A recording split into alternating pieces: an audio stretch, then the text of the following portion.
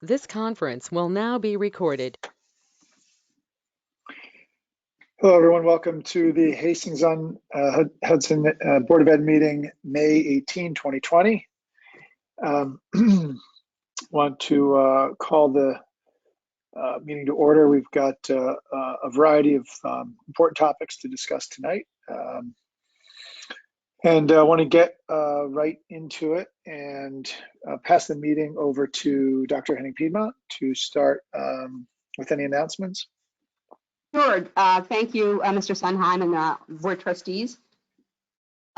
Most of what I would have shared has been shared, just on Friday or last night or today. As you know, there is a budget. There's an agenda item with respect to conversations about the early closing date. So that's coming up. I also wanted to let you know that we will be having a Reentry Committee meeting as soon as I send out the Reentry Committee invitations to the various groups of people who are individuals or groups who are interested in and have already indicated their interest in presenting or being a part of the committee. Let's see here.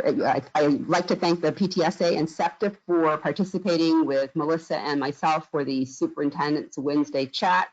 Those have been really delightful. What the PTSA and SEPTA are responsible for, which is so helpful to us, is that questions are prepared in advance, and that's always very helpful to see those. I then can share them with the administrators so that they are prepared. And I want to thank the administrators for being there to also participate in answering any of the questions, expeditiously for our parents. You have the parade information. Hopefully you'll be out on your lawn on this Friday at 11 o'clock for the Farragut Middle School parade. I'd also like to let you know that on June 1st, Melissa and I will be presenting the survey results from the parent survey, the student survey, and then we'll be administering a teacher survey this week. That's being finalized right now so that that can go out. And that information will help us as if you participated in various chats or any of the home health hours that Lukeman Ramsey moderates for us.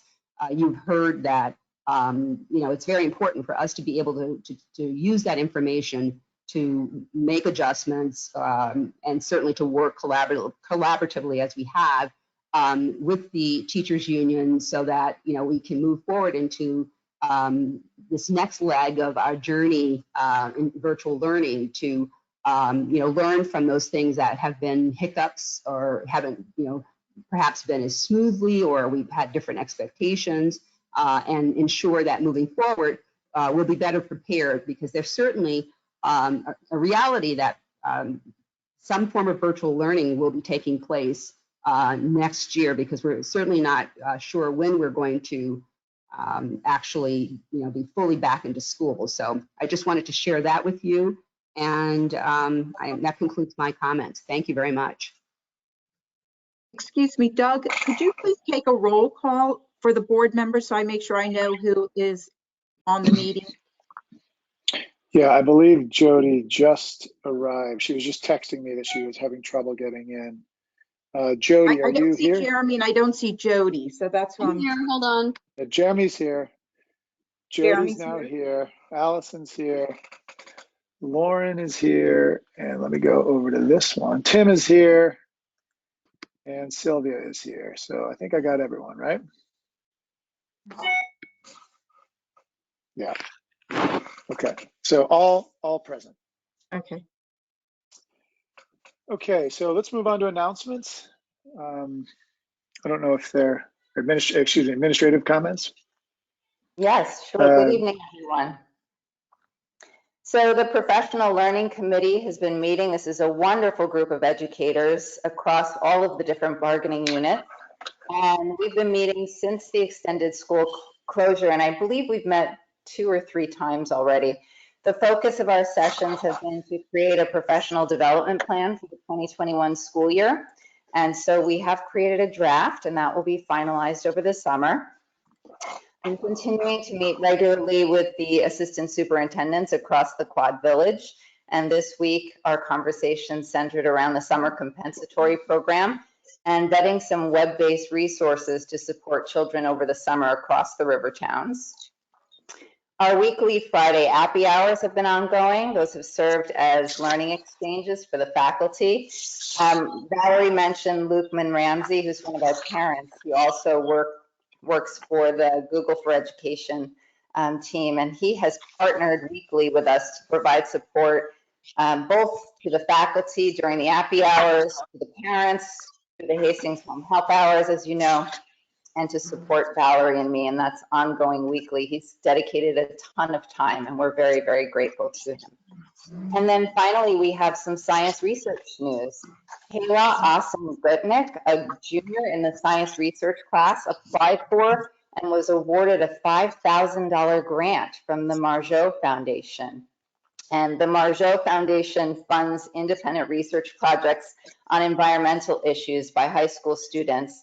Her project is titled Clarifying Bobcat Distribution in Westchester and Fairfield Counties, a comprehensive compilation of existing data and a targeted non-invasive camera trap search in a distribution void. So congratulations to Kayla on her achievement.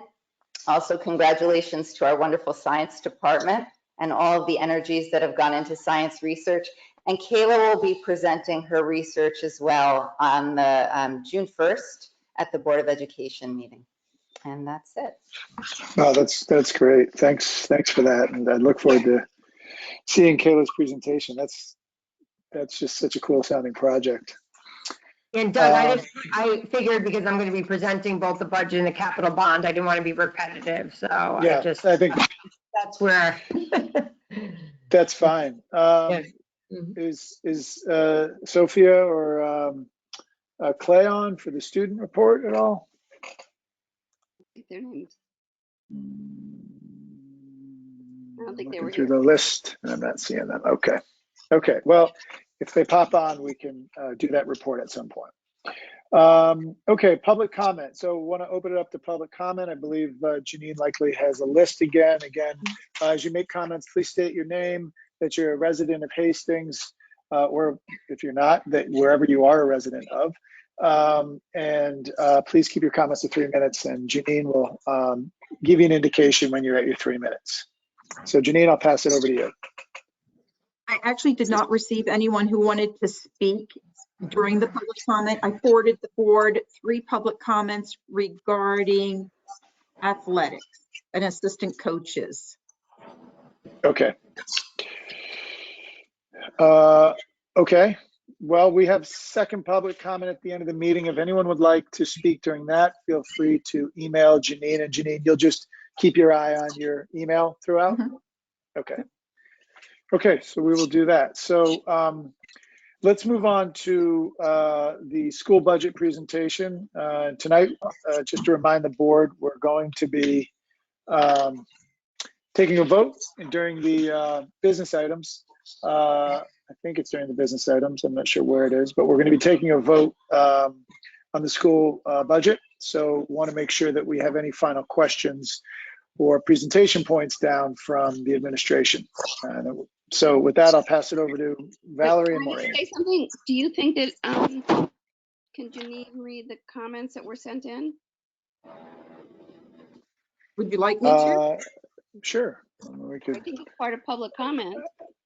Well, I don't know that they were sent in as part of public comment. They were just sent in. Is that right? Or are they sent in as public? Because we've received hundreds of emails this week. Okay, that's fair. If it's just an email. Right, they were emails. I don't know if, Okay. if they're on the call, they could certainly make a comment now. If anyone wants to comment now, who's on the call?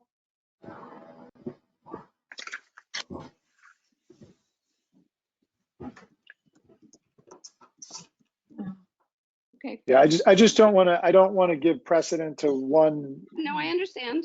group of people where we've received a lot of different emails.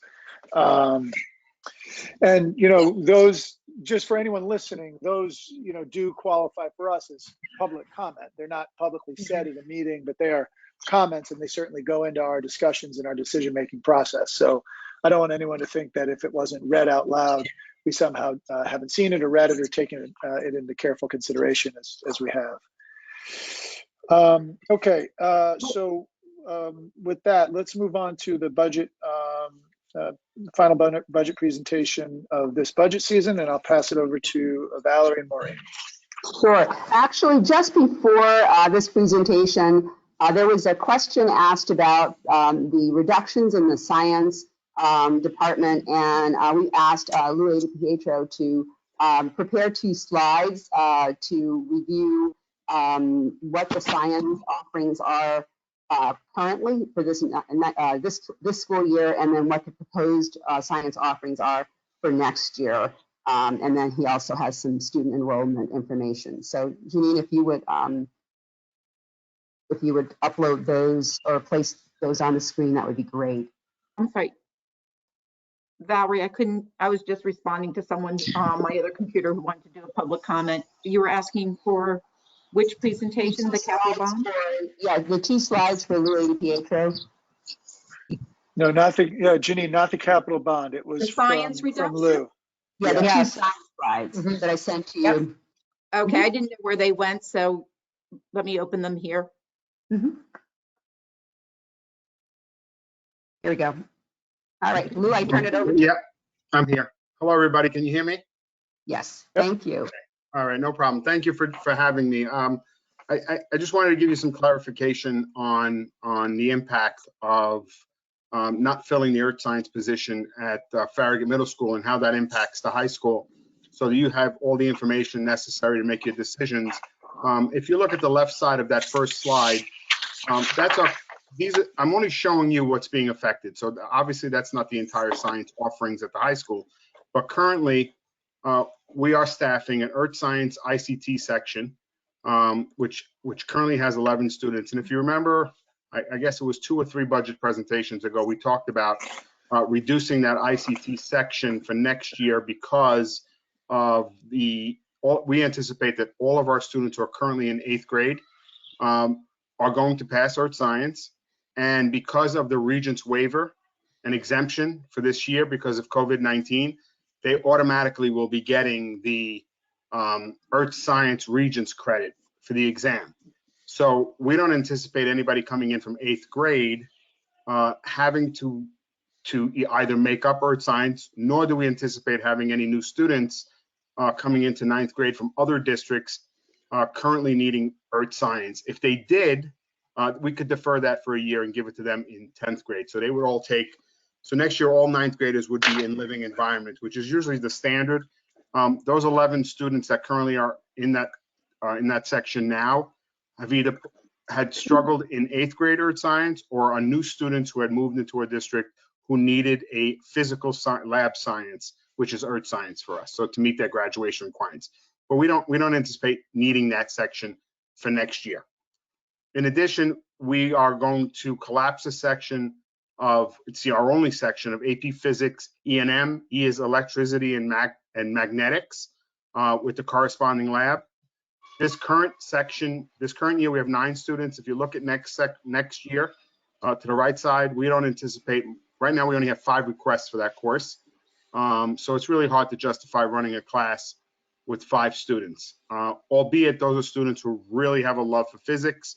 But the E&M class is the most, I would say, one of the most difficult classes we offer at the high school, and it's for those who really, really love physics. If you look at the AP Environmental Science, we currently have 47 students in environmental science, 2 sections. We have a boom next year. We have 66 requests for environmental science.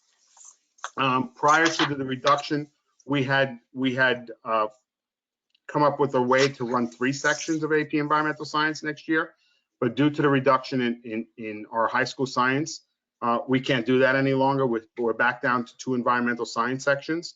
So if you do the math, lab science is a capped at New York State at 24. So the most we can put into those 2 sections is 48 students, which would leave somewhere in the vicinity of 18 students who will not get environmental science for next year. We will try to run a priority on seniors first, and then move down to juniors after that. So that will give them an opportunity to take environmental science in 12th grade.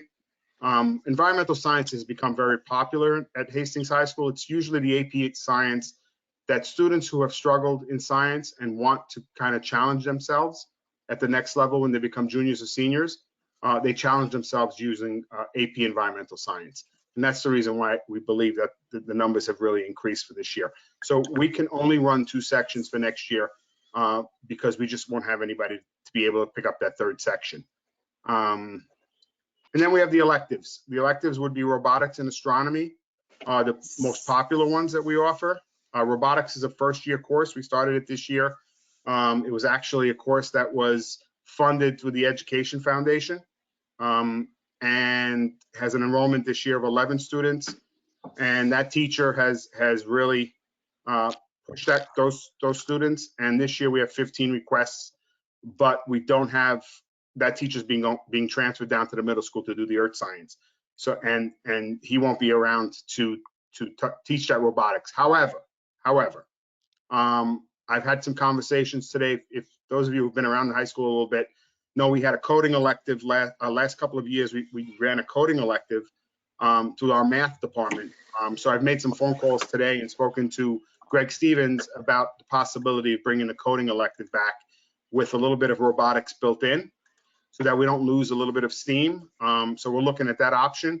And if you remember, I guess it was last year or 2 years ago when I made a presentation to the board about Project Lead the Way, and Dr. Henning Piedmont and Ms. Szymanski are very much behind that.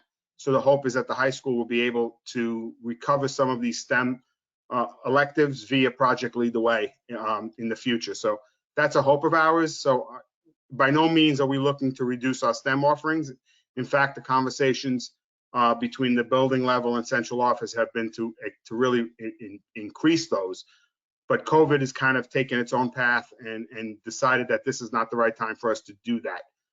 But I do want to assure the board that we're looking at moving STEM courses and STEAM courses forward. And the robotics course was one of them that we were really looking at.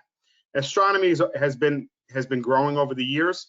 Our current astronomy offering is 22 students.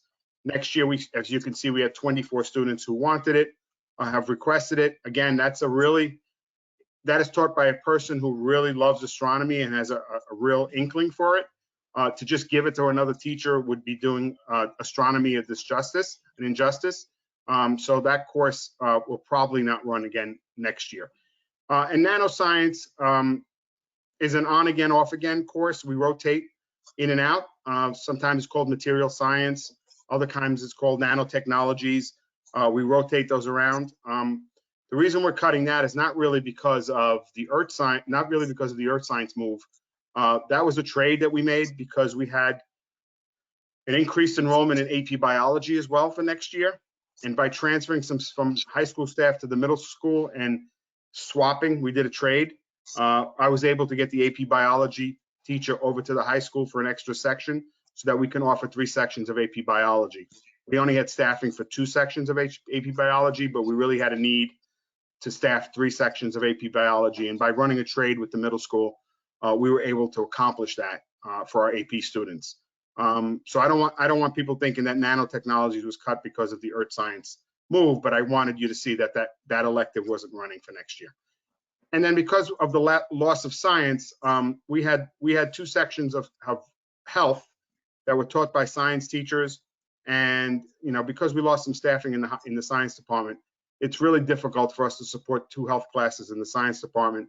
And so we're transferring those 2 classes back to the phys ed and health departments, who will cover those classes. Janine, you want to go to the next slide? And then we just wanted to give you an idea of what the enrollments have been like in those 2 most popular electives, the robotics and the astronomy.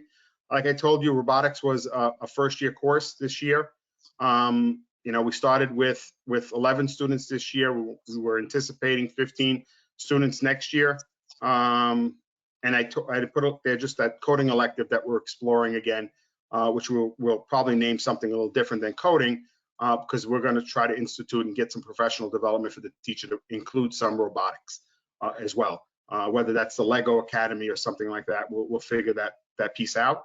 And then the astronomy elective has been an elective that the high school has been running for many, many, many years. And as you can see, the enrollment has been increasing since this teacher has taken it over.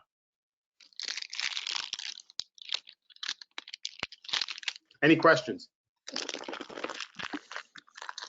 Thank you, Lou, and then thank you for mentioning Project Lead the Way, which is a much, sort of bigger conversation. And I do look forward to our school district dipping our cup into that rich STEM curriculum, which is a 12 curriculum with, written by, lots of, science and math, engineering, and technology educators and people who really are in the field. In addition, students have pretty authentic experiences with through those courses, and what's really wonderful to look forward to. We had talked at some point about sort of what would be replacements for some of the things that we weren't able to do this year, but we certainly can plan for future years. And building that STEM pipeline to me is so important that we, as soon as we can introduce and get children hooked into why science is important, how it can be excited, what the intersections are across, math, engineering, and technology. It's going to be wonderful, because those are lots and lots of the careers that would be available. Not that every child is interested in going that direction, but many careers have some STEM related parts or components. So it's certainly something that I very much support. So does Melissa. We both have experiences in school districts that did adopt Project Lead the Way, and it's really, really exciting. So thank you, Lou, and we look forward to supporting you and moving forward on your ideas. Thank you. Can I just clarify something about the Project Lead the Way? Would we need to hire more staff in order to roll that program out, or does it become embedded in the current science classes, or how does it? It depends which of the courses we pick up. They have lots of different offerings, and so the training that I've been most familiar with in terms of the teachers that have been through has been offered up in Binghamton when we were in the brick and mortar environment. The work comes out of RIT. It is a really strong constructivist interactive program, and they have lots of different offerings, from robotics to engineering, all sorts of coding. They have forensics. So it would really depend on what we want to be doing with it and how we're using it. One of the other important components is when people think of STEM, they may naturally think of science and that being the lead teacher. In my former district, the first Project Lead the Way teacher was a math teacher who had a chemistry background. So, and the classes grew from that. It started with one and then just, took off. I think that because of when it was introduced in the cycle for science, it was initially introduced as an elective and then built from there to become courses. So I think maybe 3 or 4 courses at the high school, different sort of levels of engineering, and then 2 in the middle school, and the entire K-5 curriculum is a Project Lead the Way curriculum. So it's pretty impressive. And to just expand on what Lou mentioned, you have to have someone who's interested, and you have to sort of plan out 3 years from now to see how you fit this into the sequence, and get teachers interested. And that could be certainly through a webinar, even if there was something organized at some point next year to see the whole range of courses, as Melissa said, that are offered at for the high school level, and think about what would be the first course offered, because that's a very strategic decision, because then you want to make sure that you can build, backwards and forward. So depending on where that course lands, and have the teacher, available to teach that course. So I think we certainly can, also working with Melissa Shandrop, who I think is also interested in, seeing the inclusion of these types of courses. I mean, you can still have your other regions related courses, but application in a STEM-based environment is so important, that it's not just the course, but it's the, experience, an authentic experience that exposes children to how you actually use all these domains to solve, really interesting problems. And come across lots of other people who may like that as well, similar to science research, which is so exciting, but this is sort of another sort of pillar of that sort of, collection of opportunities for young people, for high school students. I mean, Project Lead the Way sounds very interesting and dynamic. What's giving me a little pause is just I didn't realize that how many students were being affected next year by not having another science teacher. I think it's 77 then wouldn't get the sections that they wanted or wouldn't be able to take part in it. So that's why I'm realizing that, and then I'm hearing you also say now that maybe you don't even know, we're not even sure which teacher you would want to hire if you would be rolling out Project Lead the Way. Perhaps you would want somebody with very specific interests, and so it makes it more complicated to hire. Can I say a few things? Yes. Okay, so first of all, I didn't count up the numbers of students. You said 70 some odd, but just understand that when we go through the process of scheduling, just because a student has requested that course, it doesn't necessarily mean that student would have been placed into that course as well. Because remember, astronomy would have been a singleton course. It would have been one section that is offered one time in the day. And if a student chooses something else that may conflict with that course, they have a decision to make, right? Because we're a small school, we have many courses that are only one or two sections of something. I say this all the time. I may have said it at the board meeting. It's much easier to schedule a large building than it is to schedule a very small building. So to say that all of those students would have all been in those courses, I would be lying to you. That's number one. Number two, there are other science electives that would not be filled that they can choose to go into. And there are other places for students to go, whether they be science electives, math electives, social studies electives, English electives, and so forth. So we'll definitely find a place for the students. I'm not worried about that. As far as the Project Lead the Way piece, that depends on staffing. I mean, it really depends. We do have a teacher who's very interested in the biomedical portion of Project Lead the Way. We also have a teacher who's interested in the engineering portion of Project Lead the Way. But if in the future we have the opportunity to revisit the science position and bring it back, I think we really need to be strategic in what we roll out. To Valerie's point, there is a middle school component to Project Lead the Way, and there's an upper level component to Project Lead the Way. So where we start, I think is important. So those are conversations that we'll continue to have. That was really helpful. Thank you, Lou. You're welcome. I think we're sort of talking about two sort of concurrent ideas. One is what the outlook looks like next year, and how we can meet the needs of students who have interest in science and technology, and then also talking about how we can make our curriculum K through 12 more robust and more STEAM focused and more constructivist going forward. And I know, for example, in Irvington, their elementary school uses the Project Lead the Way program for their science curriculum, and there's a lot of positive feedback about that program. So just like this year, the math department is really digging deeply to align its programming. I would hope that the science program, as we move forward with Melissa's leadership, can have a thorough review, and something like Project Lead the Way could come in at a time that makes sense with our staff and with our budget. It's a worthwhile investment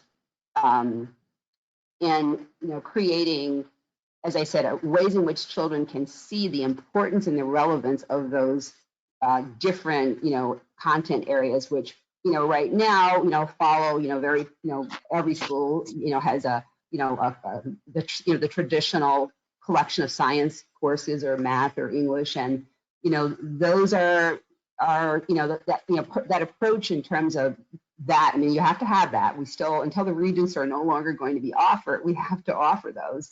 But we can also, promote, a really rich STEM curriculum, and I would say the sooner we can do that, the better. And like Lou, I think Lou is advocating for another teacher next year, and I can speak for Melissa Szymanski. We put our support behind that decision, but it has to be a hire that helps us to build in Project Lead the Way courses. Like, we have to promote that, that particular, position from the standpoint of that teacher will absolutely be teaching, not an elective Project Lead the Way, but a full-fledged, Project Lead the Way course or courses. And because the middle school and the high school are conjoined, it would be awesome if that person could also teach a middle school Project Lead the Way course. So that's just a thought. Valerie, I'm going to hold you to what you just said. From my mouth to God's ears, okay? We have to get Cuomo on board. Meeting's being recorded, Lou.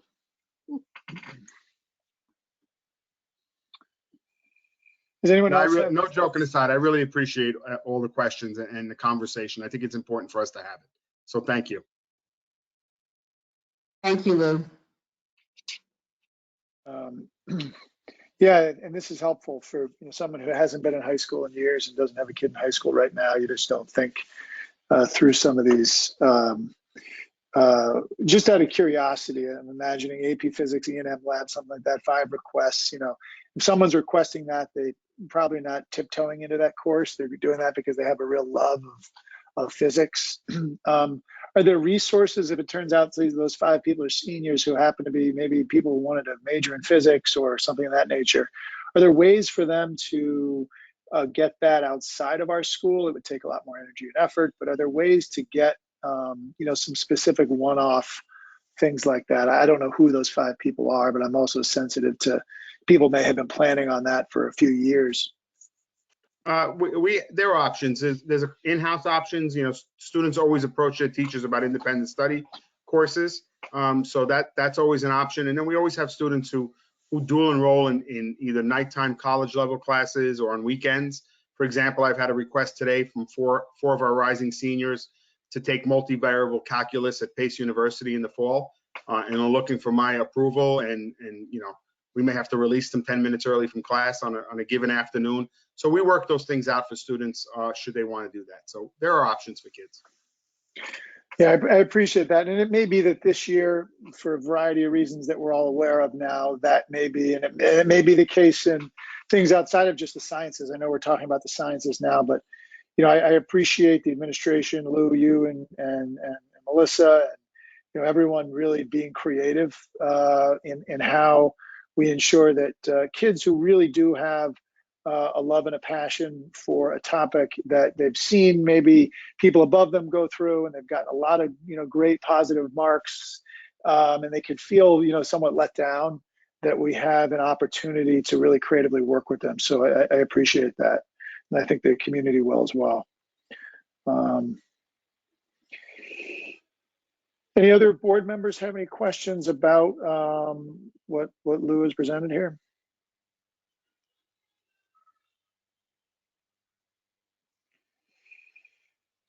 Okay. Valerie, did you have any other final comments, or Melissa, that you wanted to share about the science stuff? No, I just want to thank Lou, Melissa Shandroff, Melissa Hardesty, and everyone in the high school for working through to try to make sure that we can find some savings, but at the same time we're also talking about adding something that's really important. So I appreciate the trajectory of this conversation, that talking about, reducing something could lead to adding in the future a much, at a much more extensive, rich and exciting level project lead the way types of courses. So, and college courses. So thank you, Lou, for mentioning those, because those are other options. And as you know, Lou, because you and Melissa Hardesty have looked at this, Edgenuity has a lot of courses, right, that are science related, that could also be, courses that children take or can take because they're not available at the high school. And at some point we can talk about Edgenuity, which is one of our web-based resources I'm familiar with, a couple of districts back. This is not only is it a credit recovery system, so let's imagine I'm a high school student and I passed my Regents course, but I didn't pass the Regents. Instead of waiting till the Regents is offered again and potentially forgetting some of the content, the student can use Edgenuity to focus on those parts of that particular Regents course that they didn't do so well in, and learn that content. Maybe in school it could be offered during a study hall, or a lot of it is offered, could be done at home, and that student could end up passing, which they often do, and getting the credit for that particular Regents exam. And at the same time, they can also focus on other courses that they'd like to take that are not offered by the high school, and they can also practice some of the content that they have not learned deeply, content recovery, credit recovery, and exploring other courses. So that's something that we're going to be bringing in as another web-based resource that timing-wise makes a lot of sense.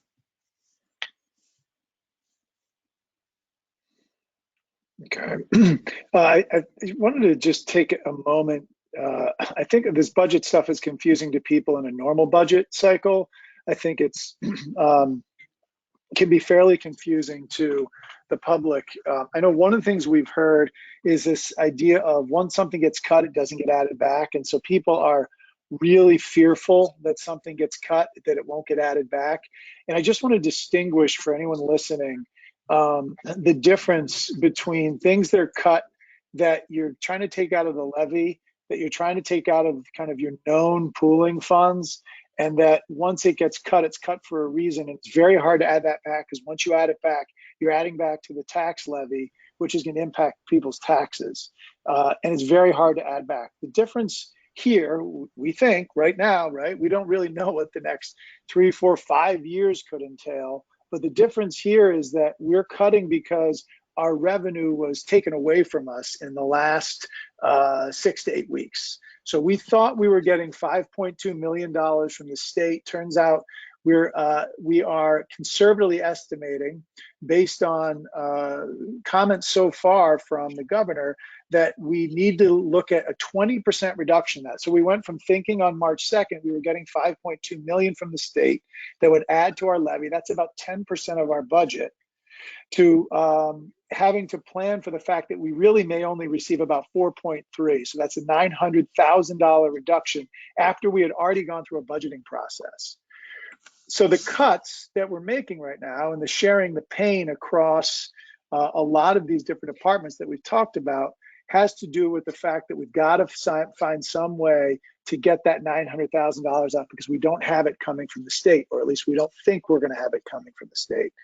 What our hope is that in sometime in the next year, maybe 2 years, gets added back, and we're able to add those positions back in, or some version of those positions. And maybe it's a new and improved way of looking at different topics. Maybe it's a new way of looking at STEM. Maybe it's a new way of looking at world language. But these are different than cuts that once they're gone, it's very painful to bring them back in, because we're looking for the state money to come back. I just think it's really important to distinguish that for the community who may not be as aware of the different pooling funds that we get. We get two primary pooling funds. The tax levy, we get more than two, but this is kind of the two big ones. The tax levy and then money from the state. And the state is where we've lost money. And simultaneously, we're trying to keep the tax levy as low as possible while everyone's obviously potentially struggling financially. So I just wanted to clarify that. I know that we've been getting questions. I've been getting questions personally from people who didn't understand that distinction. So with that, why don't we kick it over to the budget presentation? And Maureen, Valerie, you can take us through that. Yeah, Janine should be putting it up. She's putting up the presentation. It's just last week's.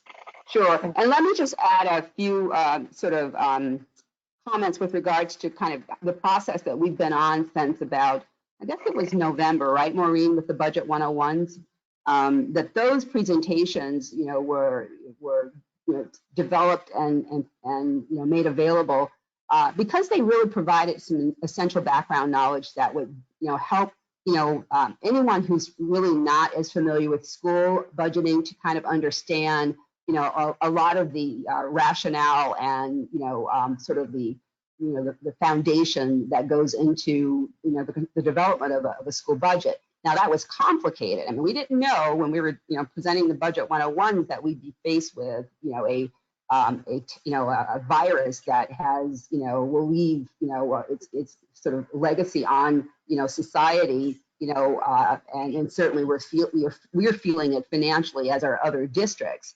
And, what we want to assure the public is, obviously we have approached this budgeting process, I think very thoughtfully from the standpoint of using, both zero-based budgeting, meaning that the budget managers have had to justify any expenditures. And I think you've seen that over and over since our first presentations at the very beginning of March, and a combination of historical budgeting, which is looking at past contracts around certain services, and then making the decisions on the basis of what the needs are, and then obviously not necessarily being able to control the cost of contracts for services and so forth.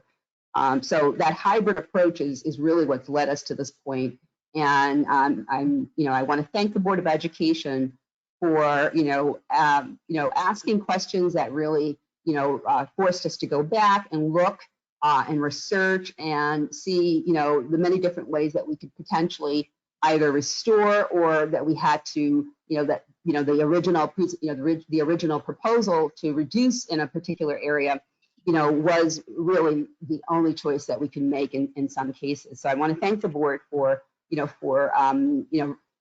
relying upon the expertise of all the administrators who were involved in this, and all the hours that they spent, and all the hours that Maureen spent going back and forth, and all the groups that all of us have been in talking about these areas of these issues related to balancing the budget and waiting for the axe to fall. As Doug mentioned, that 20% that the governor has indicated districts will have to send back to Albany because of the dire financial straits in Albany.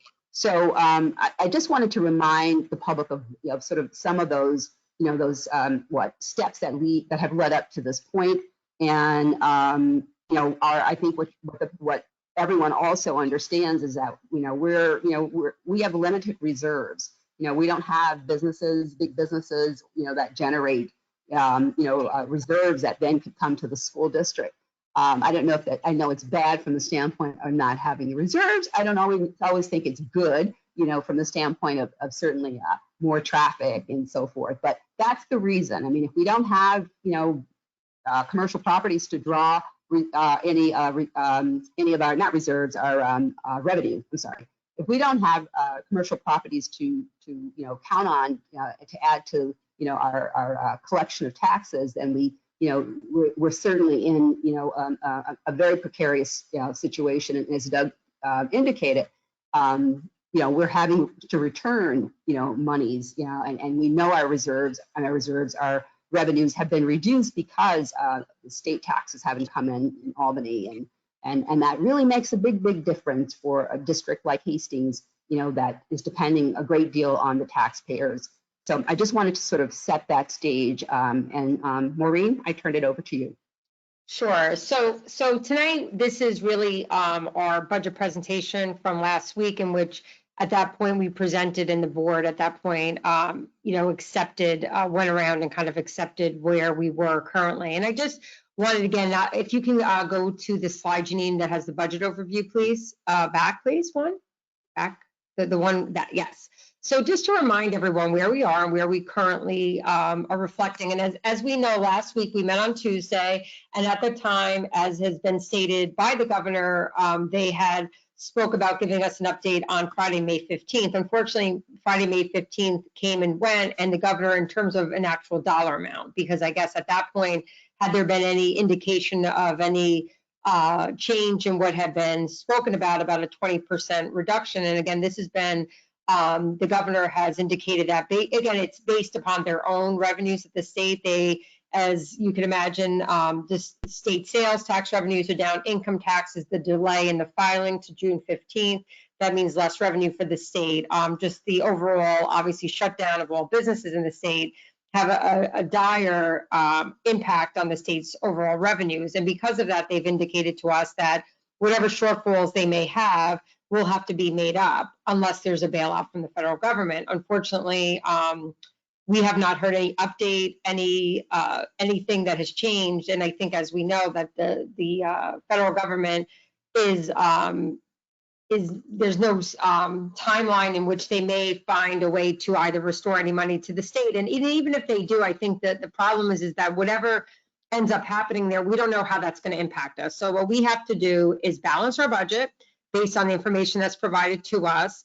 And that's what that was our goal and what we wanted to do to ensure that if there was, in what we've been told, we certainly don't want in August to be making reductions or reducing staff. So nothing has changed, unfortunately. I thought, we all kind of had hoped to maybe have a little bit more insight from the governor. But again, I think, with the information, both the state controller, the director of budget for New York State, both stated on Friday publicly that their revenue projections have not changed from when they said that there's a shortfall at the state level, and that 20% is pretty much, without any federal help, is where they're projecting the shortfall at the state level to be. So again, just to remind everyone where we are, we're at a 0.68% budget to budget, and to remind everyone that the CPI for this fiscal year was 1.81.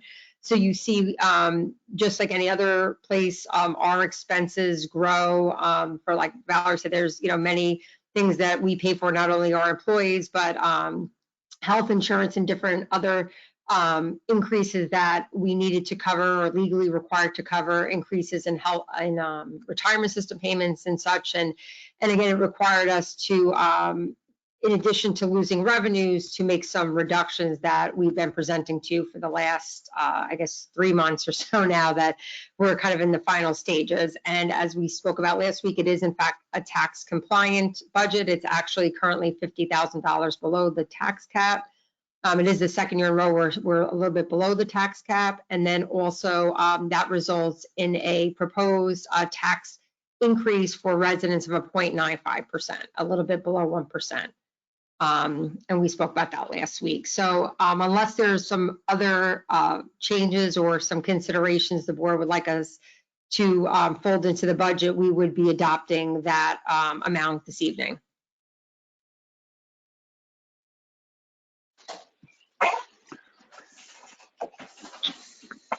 Does anybody have any further thoughts, questions?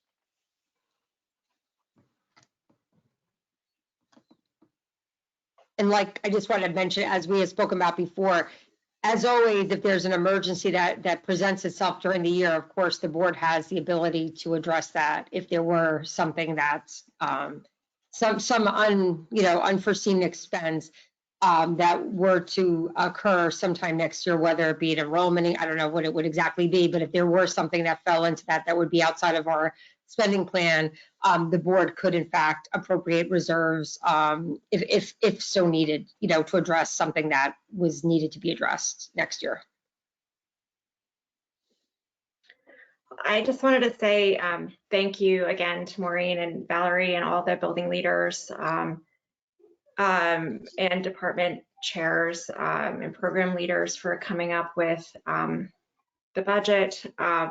And it's been a real sobering process to go through and recognize the areas where we have to pull back. And I think the reason why I feel like I can support this budget is because of the conversation, the kind of conversation we had just moments ago about the science programming and the commitment that our school employees have to helping students find their achievements and build on their passions, no matter what the present resources are.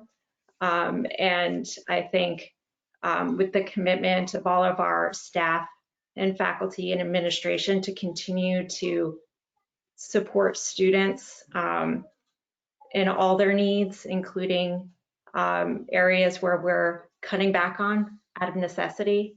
If we continue to find ways to embolden those passions in our kids, I think I feel like I can support this budget.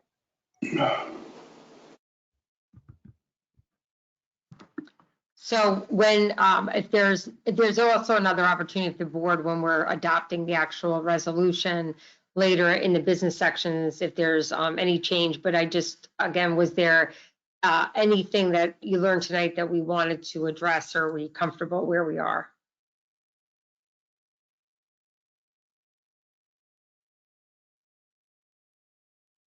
And I can say that I'm generally comfortable. I think the thing that's I think there's a couple things. I think we're aware there are things in the budget which are a real commitment, right? When you hire an employee, for example, and let's say it's a teacher, you're looking at $150,000, right out of the gates, and it's a commitment, and it impacts all sorts of planning and scheduling things.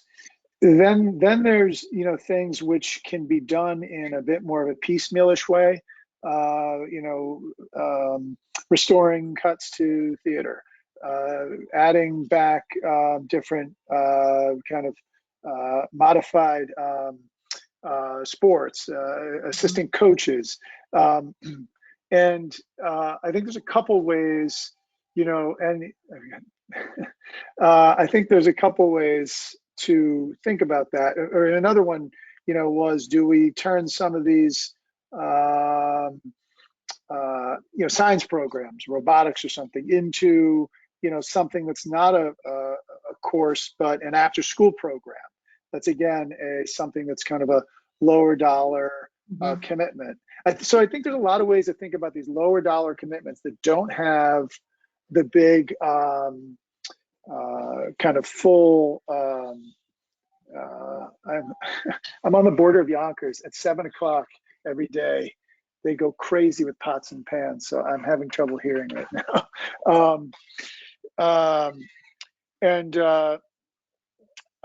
So I think one of the things we talked about last week was this idea that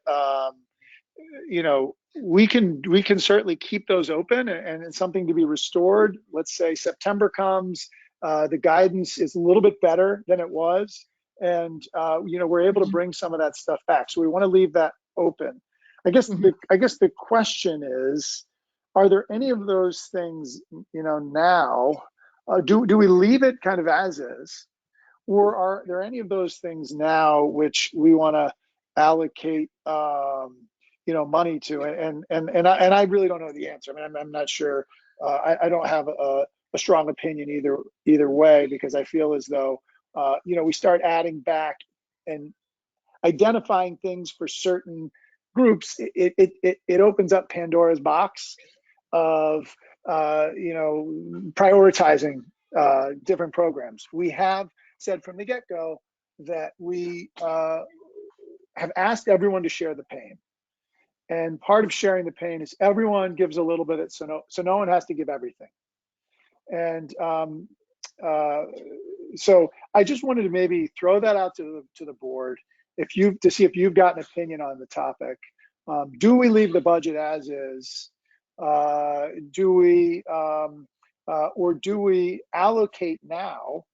So for instance, do we leave the budget as is, and then once we have more guidance in the fall, we start to add those things, back? Or do we allocate funds now to something? Remember, we've got this a couple $100,000 that, in many ways would be advisable to put into a reserve for a rainy day fund for things that we don't see coming. There's an opportunity, I think Maureen's going to present later, to actually use that to allay some costs for a bond down the road. Yep. So there's different ways to use this slight extra money. And let me there's so many angles here, so I hope I'm not confusing things too much, but I just wonder if the board's got any thoughts on, I think the things on the table so far have been, taking some of these science courses and making them after school electives, obviously less expensive, allocating some dollars to, sports, modified coaches, allocating some dollars to theater, or do we wait until September and see where we are with the guidance from the governor? So any thoughts on that high level topic?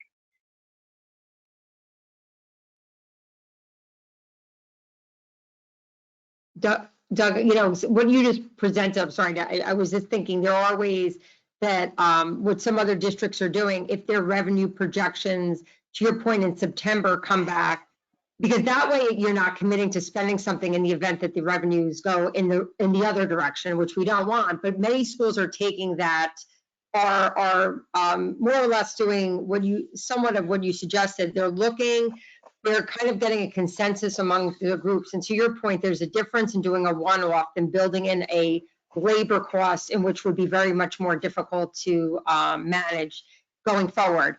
Building in maybe an elective or something that you mentioned, after school program, which is a one-time cost that doesn't create where you're hiring a new employee, are things that districts will do, because those are things, if the state revenue projection came in slightly better or better in any way, the board can say, if the projection that we have in our budget, if in fact we were to receive $50,000 more, or 30, or whatever those dollars may be, then we would be comfortable in either putting monies back in either after school co-curricular kind of accounts for these purposes.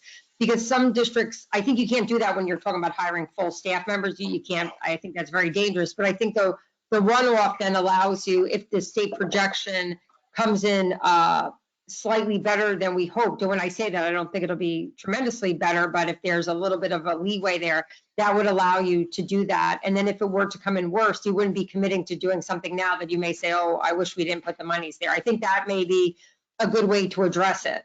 I mean, or because then if you start committing monies out of fund balance, the argument could be made, why use the fund balance for this and not that? It may be a better way to do, like you said, identify some of those items in general that are not full restores of positions, which is a much more difficult thing to manage. Maybe some dollars for either exploring electives or something in the Schedule B that we can earmark, and then wait for that revenue projection that we hope to get in September.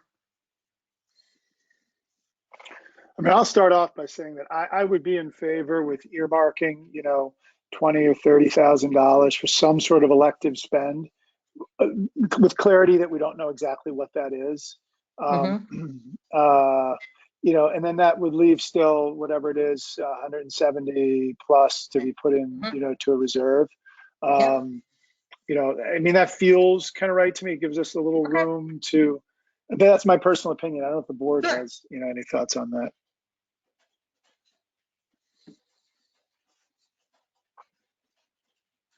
It's very hard to prioritize these, several things that we've talked about in our last few meetings, which would be restored first and next. But if there is that small pot that would allow us to look at things come September, I would tend to agree with Doug that it would be nice to at least have that as an option. If we don't use it, then that money could, I don't know, be reallocated to something else. But it gives you a little wiggle room in case we do end up with slightly more money than we thought. And other than that, I feel like we have talked through all the other options. We've gone back to the budget managers 4 times, and they've looked very carefully at everything. And anytime we've needed clarification, they come in, they give more. You know, we can see that these are reasoned, careful decisions. And so it's based on their guidance and leadership that, you know, we've come to say this seems like the best chunk and the best decision making we can get to at this point. And we'll really hope that state, you know, foundation aid increases and you know, after the next couple of years, and we can look at ways to add. But I also really like what you're saying about the new ideas for STEM and the rest of it. You know, I think as long as we are pushing in that direction, then we're really going the right way with what we have. And we'll support it obviously as soon as we can, you know, up it if we can down the line in many different capacities here. You know, theater, athletics, STEM, world languages, you know, the list goes on. There are a lot of important things that we would all love to increase immediately. It's just not possible.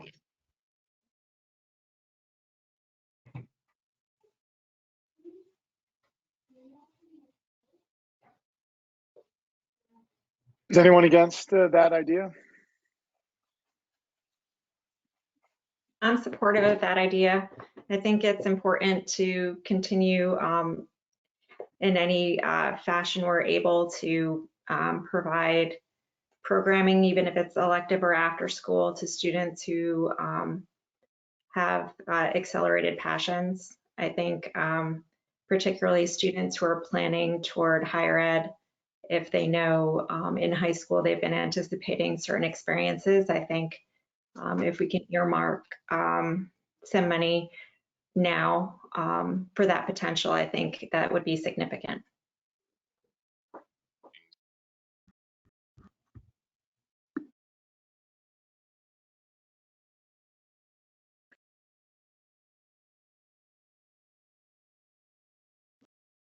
Are members of the board comfortable moving on, or do you have? Oh, there you go, Jamie. I saw Jody unmuted. Were you going to say something? Yeah, I mean, I agree with the three of you in terms of where we're at with the budget. I'm supportive. I think there are some things, I mean, maybe not for tonight, but there are some things that we can kind of do to kind of think about some of the classes that we offer differently. Maybe even when we do get back to school, maybe there are some things that are online only. You know, maybe I know Cuomo talks a lot about reimagining education. I don't know what we can do in Hastings that can allow us to offer more for less. That's definitely not a discussion for today, but something to think about, because I think we have had to make some tough decisions, and we've had to confront distance learning, and there's pros and cons, and I think we should look at how we take some of the pros and maybe do some things down the road for offering, like I said, potentially offering more for less. Yeah, I'll use that comment by Jeremy as a springboard for my own comments, my own thoughts around this budget and this whole budget process and this budget season. I guess I'll start by saying that I've done this 4 years, and this is far and away, as it comes to surprise to no one, the most challenging budget process I've ever seen. You know, we look back, I guess we look back, you know, 4 weeks ago when we were talking about a state cut it down 5%. Now we're talking about a state cut it down 20%. That's a $700,000 swing, and 1.2% of our overall budget. They're just tremendous numbers. So I know both Valerie and Doug made that comment earlier, but I'll take the moment a second to just reinforce it and maybe draw a line under it. I think the second point I'd make, and I think it's no surprise to my colleagues on the board, to Valerie and Melissa, and I think anybody that's dialed in to these board meetings for the last, let's call it the last 3 sessions, I've broadly, I think, been out of sync with the majority of the board. I can't exactly say why. I think maybe it's I'm putting undue weight on the experience of my own children in the district, above and beyond kind of the curricular knowledge of my colleagues throughout the district, not just central office, but throughout the district, and building leaders as well. But the loss of world language, I was in a mental place where I was okay with losing FLES. The loss of world language in 5th grade really struck me as we're taking significant, we have to take significant cuts. That's just to state the obvious. I felt that was a cut that really, we should bend over backwards to try to prevent. That was, I think, the genesis of the late April meeting we had where we were discussing a 5th grade world language option 1, a 5th grade world language option 2. I think that there was a second look at that following that late April meeting, and I think it was determined that just wasn't operationally feasible. So, as I said before, I think I felt broadly out of step with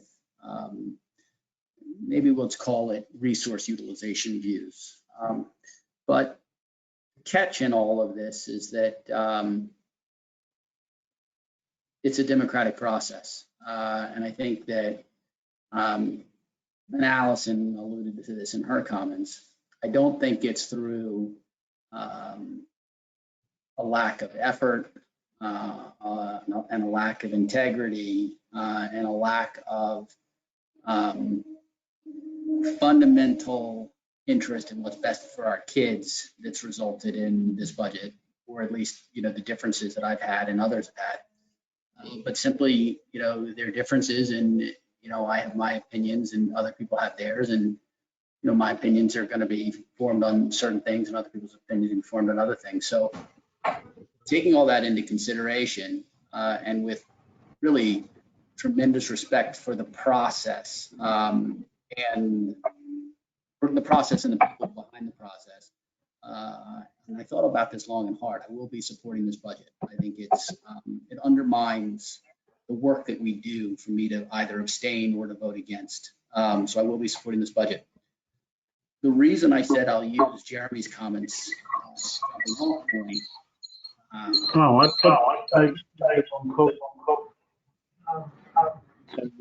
the executive meeting. Yeah, in any case, I'll finish. Janine, do you want to just do the mute and then Tim, you'll unmute? Yeah. I have one thing. So the reason I said I'd like to use Jeremy's comments as a jumping off point is that we are going to be, we don't know what form it's going to be, but I think we all feel with a reasonably high level of confidence, we're going to be folding in a much more virtual component than we've ever had in the past in any schooling we've ever experienced. And maybe it's in that virtual component that we figure out a way to sustain world language. We figure out a way to try to sustain some of these science electives. The fear is, of course, is if we don't do something like that, out of sight is out of mind. And then other priorities will come along in 21, 22. And, I'll ask in 5 years, I won't be on the board, I'll ask in 5 years, hey, did the world language ever come back? And it won't have come back because, like I said, and not out of misintent, just other priorities will come to place. So maybe, you know, I just like to plant that seed. I think Jeremy made a very good point there. I'd just like to plant that seed with all assembled here, that we're going to lose some really important things out of necessity because of the financial cuts that we're experiencing. And if there are low-cost virtual options that we can use that become part of the virtual offerings that all of our students will have going forward, I expect, maybe we can try to do that. It won't be the same, but it's better than nothing. So that's all I have. I appreciate everybody's work on this. I thought a lot about this, and that's all I got. Thank you very much.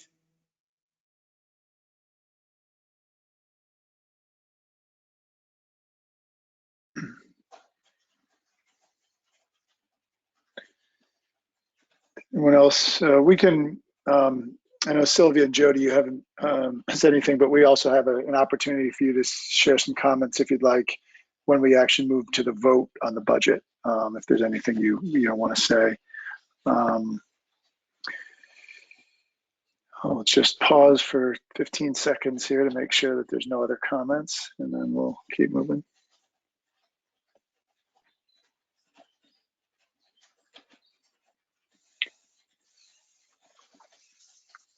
Okay, so we're going to move on now to a conversation around the capital bond. I will pass it over to Maureen to walk us through some current thinking around the capital project. Sure, thank you.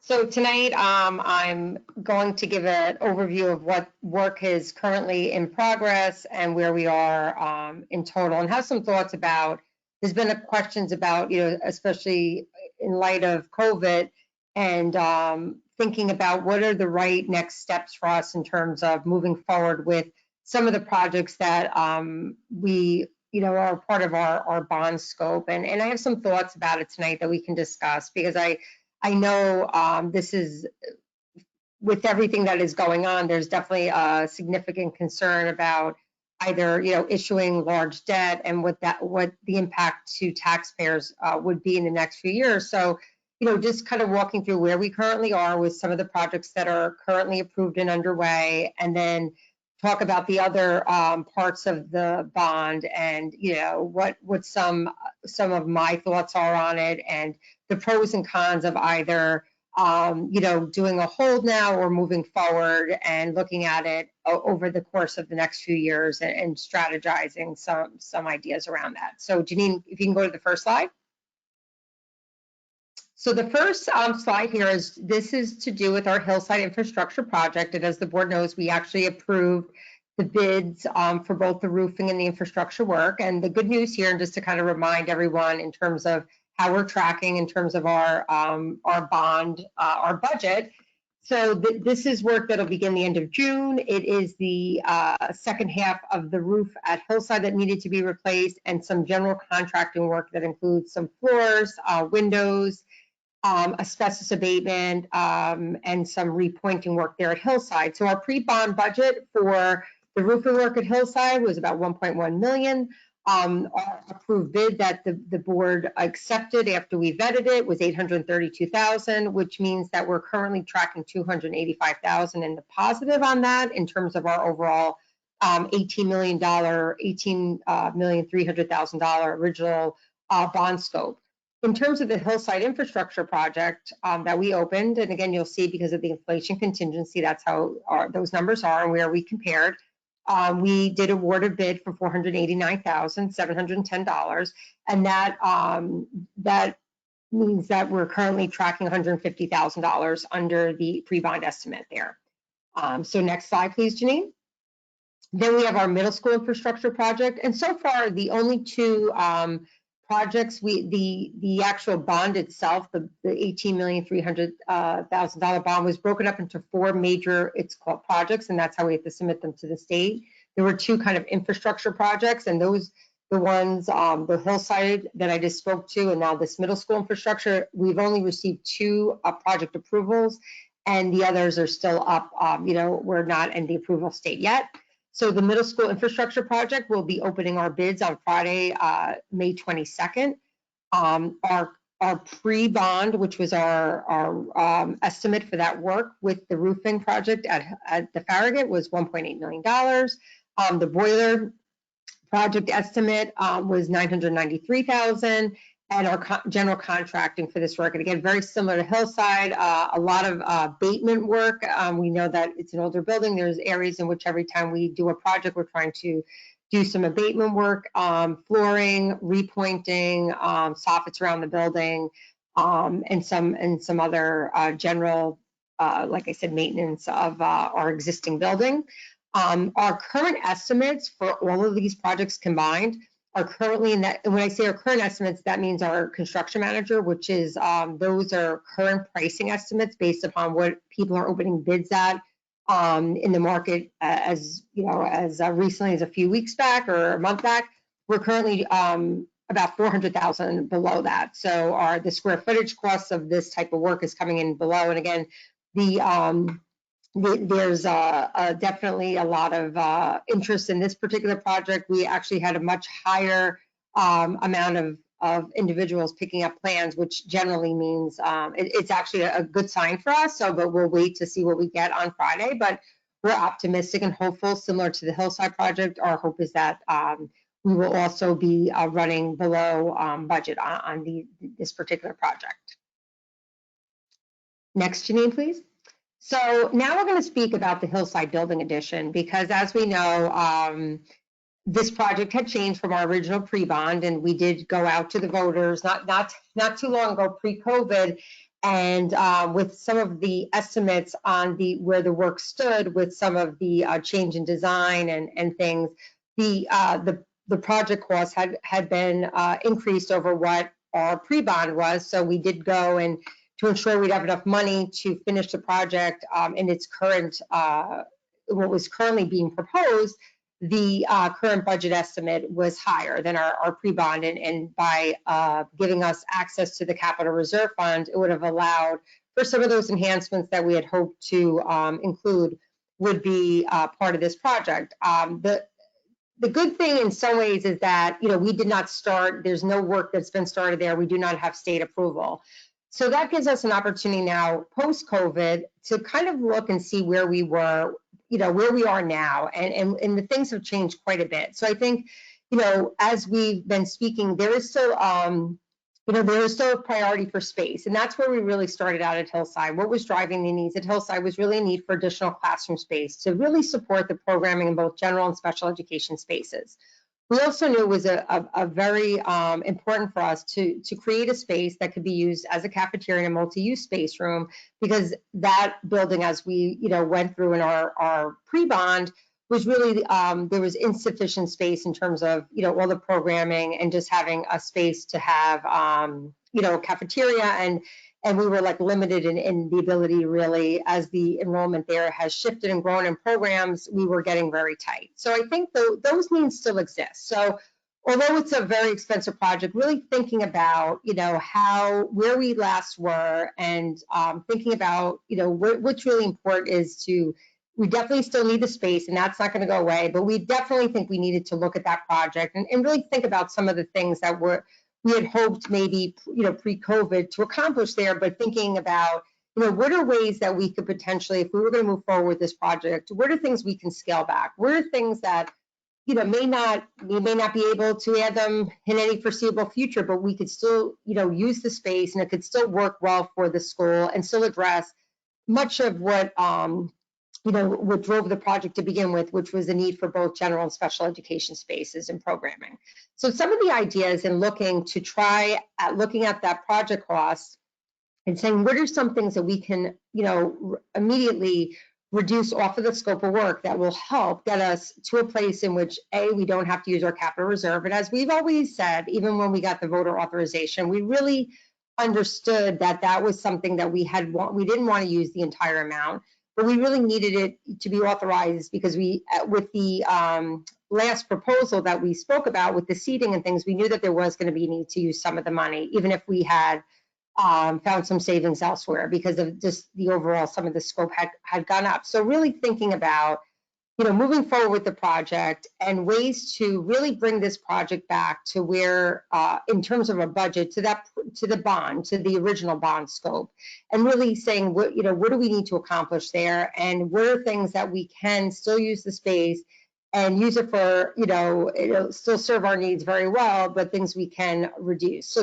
these are some ideas here in terms of looking at the entire where the budget is currently.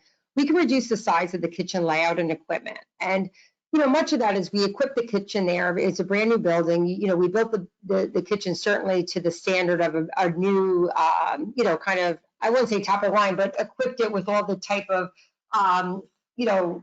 equipment that you would potentially like to see in that space. But in understanding you can scale a cafeteria, you can scale it will still be able to be used as a full cafeteria space, but reimagining it and thinking of ways to either we could reduce the offerings and scale back that space. And an industrial kitchen is extremely expensive, as is the equipment. So kind of looking at that space and making some decisions where it would still serve us as a cafeteria space, but we can reduce that back. And again, scale it in such a way that it would allow for, if in the future there were opportunities to, add some additional equipment and some of the layout there, and maybe change some of the storefront there. One of the big ticket items, as we know, we spoke about it, is the seating, the retractable seating. Now, although we know that it serves the space at the highest functioning, again, we're looking at it from a price perspective, and again, with our number one priority is we need space. That's what drove this addition. But now saying, we can delay, either we create the structure in which it could be potentially added at a later time, but to say, this is something that for the foreseeable future, we can put off. So that would be a recommendation as part of, if we were to move forward with the project, that these things would be reduced. We also can reduce, there was new bathrooms that were also developed more significantly in terms of supporting the kitchen, the cafeteria, and the auditorium space. And we did scale them larger. And again, this would be an opportunity, we can scale it back, and it doesn't necessarily have to be, we were still be in compliance with having a bathroom, but either to roughen some new bathroom fixtures, but then allow us to either use our own crew over the course of a year or two to kind of roughen the spaces, or just, quite frankly, we can reduce the size of those spaces. So that would we can look at that an either opportunity and think about what would make the most sense for us. Again, reducing floor and finishes classroom. We've already done some of that we've already been working on this, but this would be a further reduction of that. So as we've been speaking about this space from the onset, we have at every meeting been looking at other things. So this is really actually an addition. The current budget actually may be a little bit below 9.2, quite frankly, but these would be additional savings that we would be looking to, again, bring that budget down to that original pre-bond scope of work. And again, there's it was quite an array of acoustical panels that were being projected to be used in there. And again, it can still be used. There's other options that we can use, and it would still be a great space and would still, function for us. So these are just some thoughts about kind of larger chunk items that we can immediately reduce the scope of this work not in hopes, but to get this this particular project back to it like pre-bond and better, a budget that I think supports where we are today. Next, Janine. Can I ask you a question about that site? Sure, of course. What was the feedback from the architects? Because I know in the past they had kind of said, scaling back would really change the complexion of the project. Right. And that's why we went out for that reserve vote authorization. No, what are your thoughts? Yeah, so of course, I mean, I think, it's like with anything, Jeremy, it's almost as we looked at the budget this year.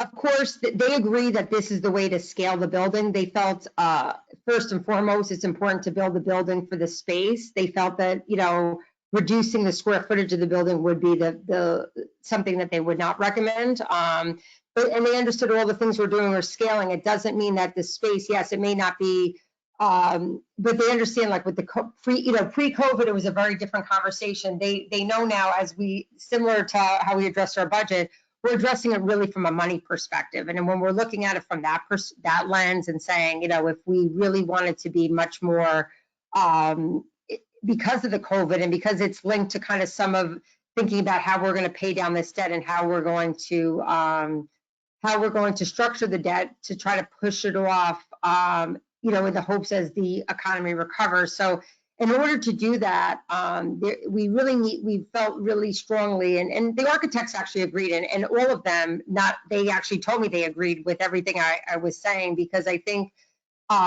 just like this is not unusual. People are moving forward with work in general at schools, and they're not seeing people not do work, but what they are seeing is people look to see ways to either scale back a bit in the hopes of just trying to, kind of be a little bit more thoughtful, considering all the issues around spending right now. So I think it's, yes, 2 months ago, 3 months ago, they would be absolutely not. But, now the world has changed, and I think everyone is kind of saying, what is the most important thing? And they agree that the space at Hillside, they agree that gaining the physical space was definitely the number one issue. Everything else we're addressing here, and saying, what, we were comfortable a few months ago, not having the money. Now we're just trying to, as we've talked about through our budget process, really think, be almost like build our reserves, which is very different than where we were in general. So I think it's in light of the COVID, they absolutely, and Ray actually told me he 100% agrees with the way we're moving forward, and some of the items I brought up, he agreed, and they felt extremely, all of them strongly, that the building should be built, the footprint of the building and the design, the exterior design and the way it blended, that was the most important component of it. These other items are finishes, and although it's the best way to do it is to do it, when you have the money to do it right, but in the COVID, post where we are today, they completely understand the reason to, be a little bit more, very funds. The recommendation to delay the purchase of seating. Yep. At some point, you have to purchase those seats, right? So yep. Is that just from a more of a cash flow perspective? It doesn't really save money, right? Well, I think what we're trying to do, and what I was trying to present tonight, what I'm trying to kind of look to do with some of these reductions currently is to say, let's see where we are in trying to keep the money, not touch the capital reserve. If we were to kind of leave that with as much money as possible. But you're right, it is a delay. But I think what we would do, Jeremy, is when we structure the bids, of course, you could have alternates. So if at the end, outside, and I've kind of demonstrated today, we are seeing savings in different parts of the project, right? We're seeing a savings in our roofing costs and in our infrastructure costs. And if at the very end, I guess if there was money below and I'm talking about the original bond, the board, we can always make decisions about awarding an alternate. But I do think it's really just trying to say, like, I know there's been people who are saying, should we delay the work? And I would say my recommendation is not to get the majority of the work done and then delay some aspects of the work. And see where we are in terms of where we spend when all the projects are done, and then make some, decisions at that point, or make some decisions to say when as we've been talking about tonight, when the time is right, and that if revenues are restored across the board, maybe we make some decisions at that point when we look at it. But this is a way to kind of approach the work, being very conservative, making sure we're accomplishing our number one overarching goals, which is to add space, and then still be able to do that, but also, being really, mindful of like trying to just maybe bring the projects down a bit in light of everything that's going on. And I think that's really what we're kind of trying to talk, what the purpose of my presentation was tonight.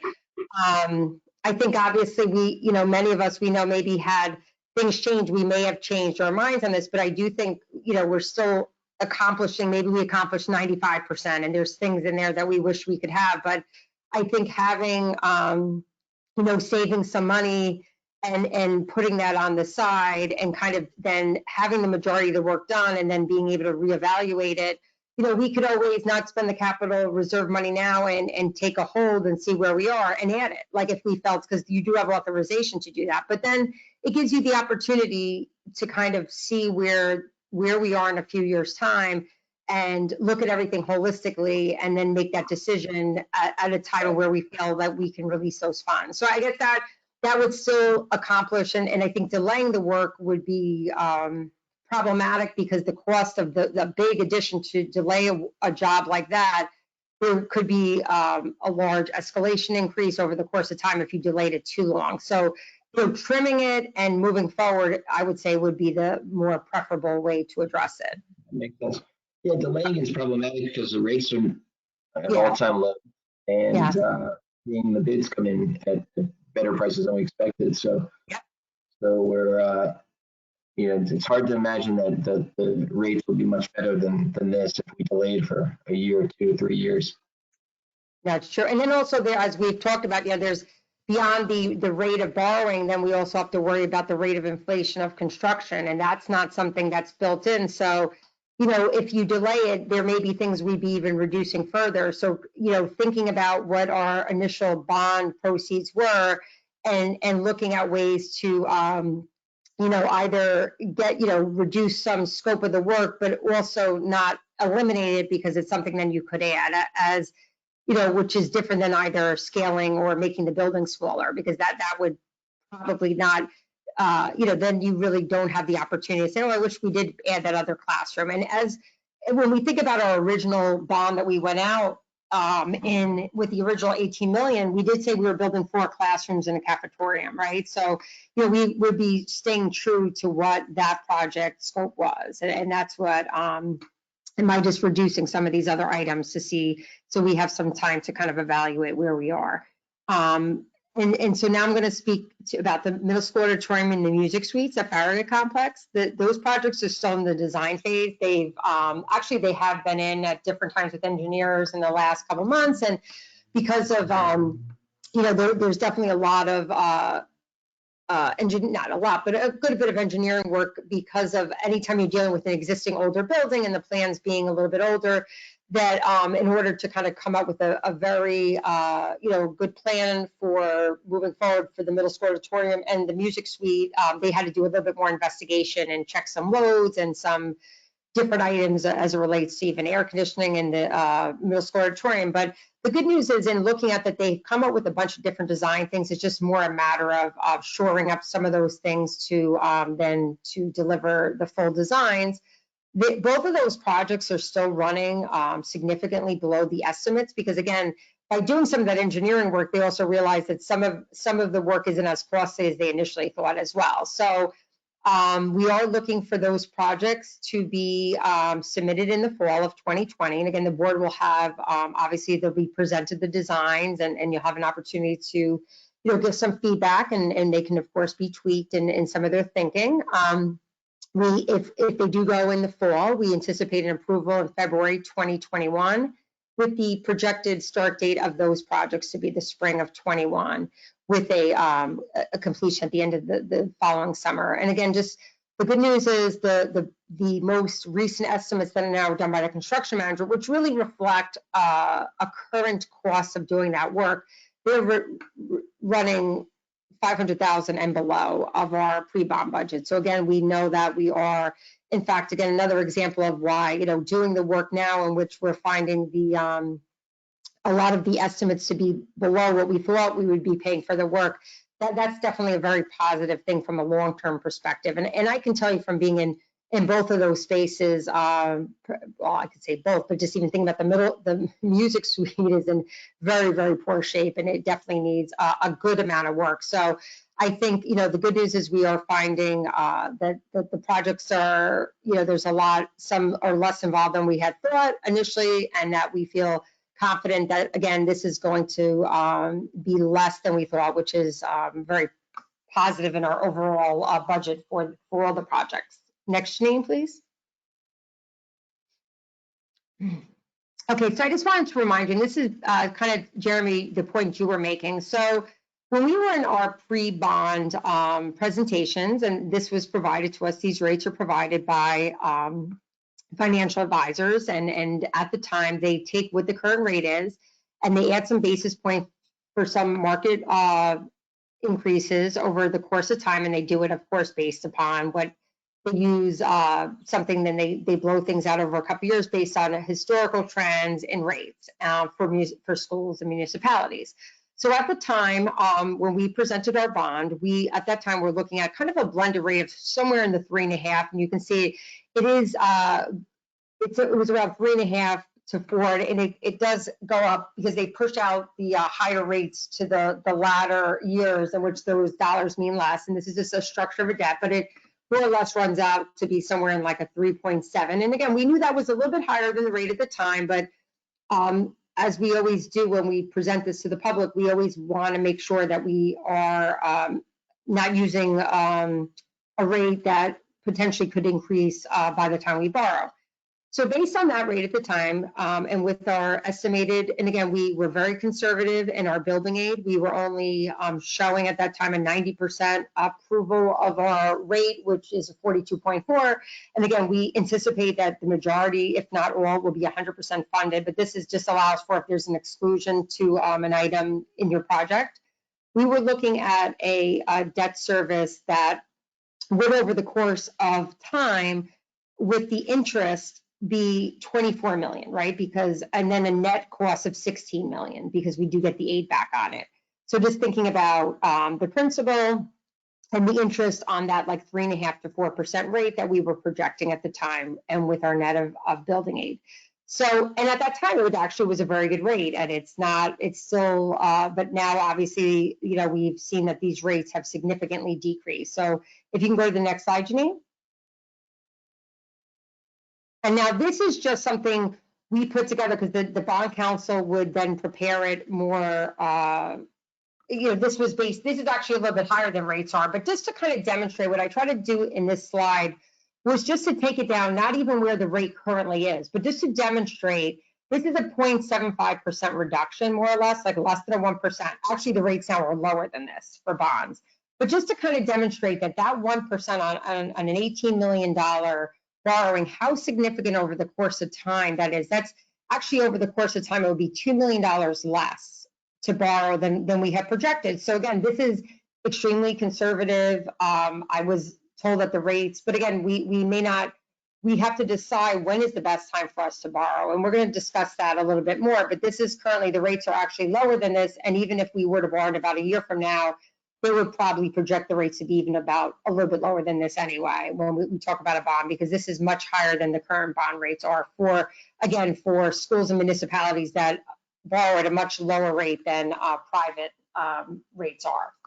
But it is significant. So in thinking about, you know, delaying work, you can say that just when you can borrow money cheaper, what the long-term effect is over the course of time for a school district, and it's significant. You know, $2 million at a low point over the course of 15 years is a significant amount of money. So there are times, and although it is a tough time, and we're thinking about our budget and thinking about, you know, adding, you know, the debt to people's individual tax bills, thinking about it and being strategic about it, and thinking about ways to, over the long course of thinking about it, about how to structure in such a way that we are being responsible and trying to borrow money when it's less expensive to borrow it, and about the long-term health of that decision-making over the course of time, and then trying to decide how to do it in such a way to hopefully you know, put it off enough so that we'll have a couple years of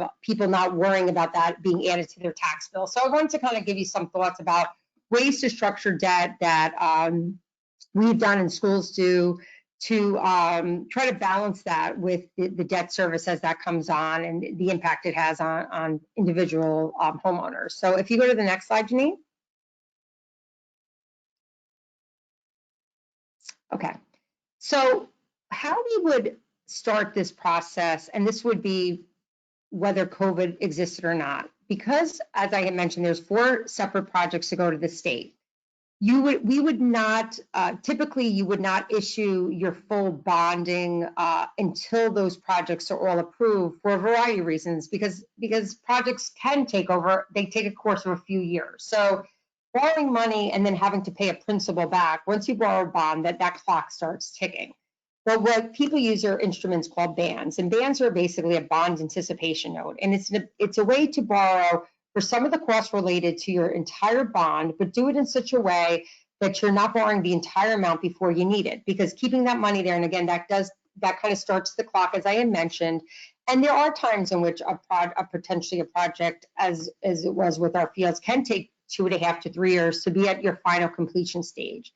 And the reason that is also significant is until you finalize different projects and submit them to the state, the clock on that state aid doesn't start ticking till about 12 months after that final completion report. So typically we try to structure our bond debt to align with the building aid that we receive on that. And what that ends up doing is it helps them manage the impact of that debt on individual taxpayers' bill that particular year. So it's part of the way you do structure it. It's not anything that other people do. And again, as I mentioned, because we're limited to times we can do work, there are times that projects do span multiple of years because of our use of the space and our inability to work sometimes when we have students around and some things that we can't accomplish when there's students in the building.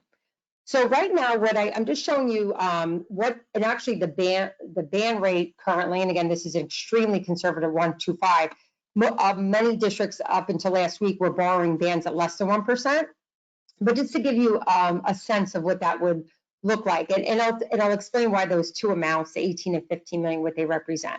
So as we've spoken about prior to this evening, in order to start the work this year, we will need to borrow some money in July. Because we're waited to borrow the money till July, the good news is for the 2021 budget, there is no impact financially to our taxpayers of any of the work we're doing. We're not borrowing money. There's no debt service that needs to be paid. Our current budget for 2021 does not require us to make any debt service payment on any of the work that we've been speaking about. So luckily, because we did have some money in reserves and we could cash flow some of the expenses that we've been incurring, we were able to get that work started. So the first we need to do, the decision will be made by the approvals we have from the state, because in order to borrow a band, it's a little bit different from a bond. You actually need state approvals for different projects in order to get the money. I could not borrow an $18 million band unless I had $18 million worth of approvals from the state. So currently we're looking at, and again, the $8 million signifies the first two projects that I opened up with tonight, which are the Hillside Infrastructure Project and the Middle School Infrastructure Project, and then some additional dollars for work that would maybe depending on the approval timeline, some work that could potentially get started at Hillside for doing some of the rock removal and foundation work. The second scenario would, a 15 million of a band would mean that we did receive approvals for the Hillside project, and that would also allow us the flexibility and the money to get a little bit, get further. It would, if the timing was in that we could get much of that work kind of kick-started in August and get that work flowing, then we would need some additional dollars. A lot of it now has to do with the timing. As I've updated the board on in previous meetings, the COVID has really impacted the approvals and the state in general. And of course, we've been delayed a bit in even some of our approvals, but we have been able to get the first two and the Hillside project, if the board, we're hoping to get the approval. And again, even before we start the project, we would go through the bidding, and at any point prior to awarding the bid, we could decide to put a hold on it. But this is some thoughts, and we would know that by July when I would need the money, what amount we would look to borrow. Just to give you kind of what I had mentioned earlier, that people are borrowing below 1.25. If this were to be 1%, that would reduce that amount by that amount for $8 million borrowing would only cost the district $75,000 in the 21-22 budget. So conservatively, I mentioned bond rates are around 2% for 15U issuance currently. But again, we're not in a position to borrow a bond, but what we what districts do is we can issue bans for multiple years before we have to roll into a bond. And districts will do this for a number of reasons. Either they feel as though, or there's some talk about the Fed cutting the rate further, and I'm talking about not in this current year, but in a year where that may be your capital, your financial advisor may say, you know what, the rates aren't great, roll another ban and we'll see where we are next year.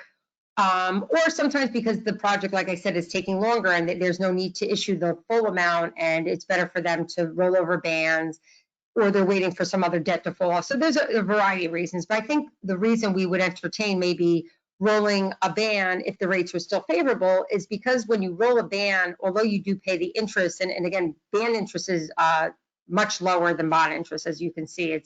It's like I said, somebody just borrowed at like a 0.8. So it does run, significantly less than short-term instruments for a year, less than a bond, but it also allows you, especially in a tough financial time, to kind of put off, at least for a few years, making a significant principal payment on that debt.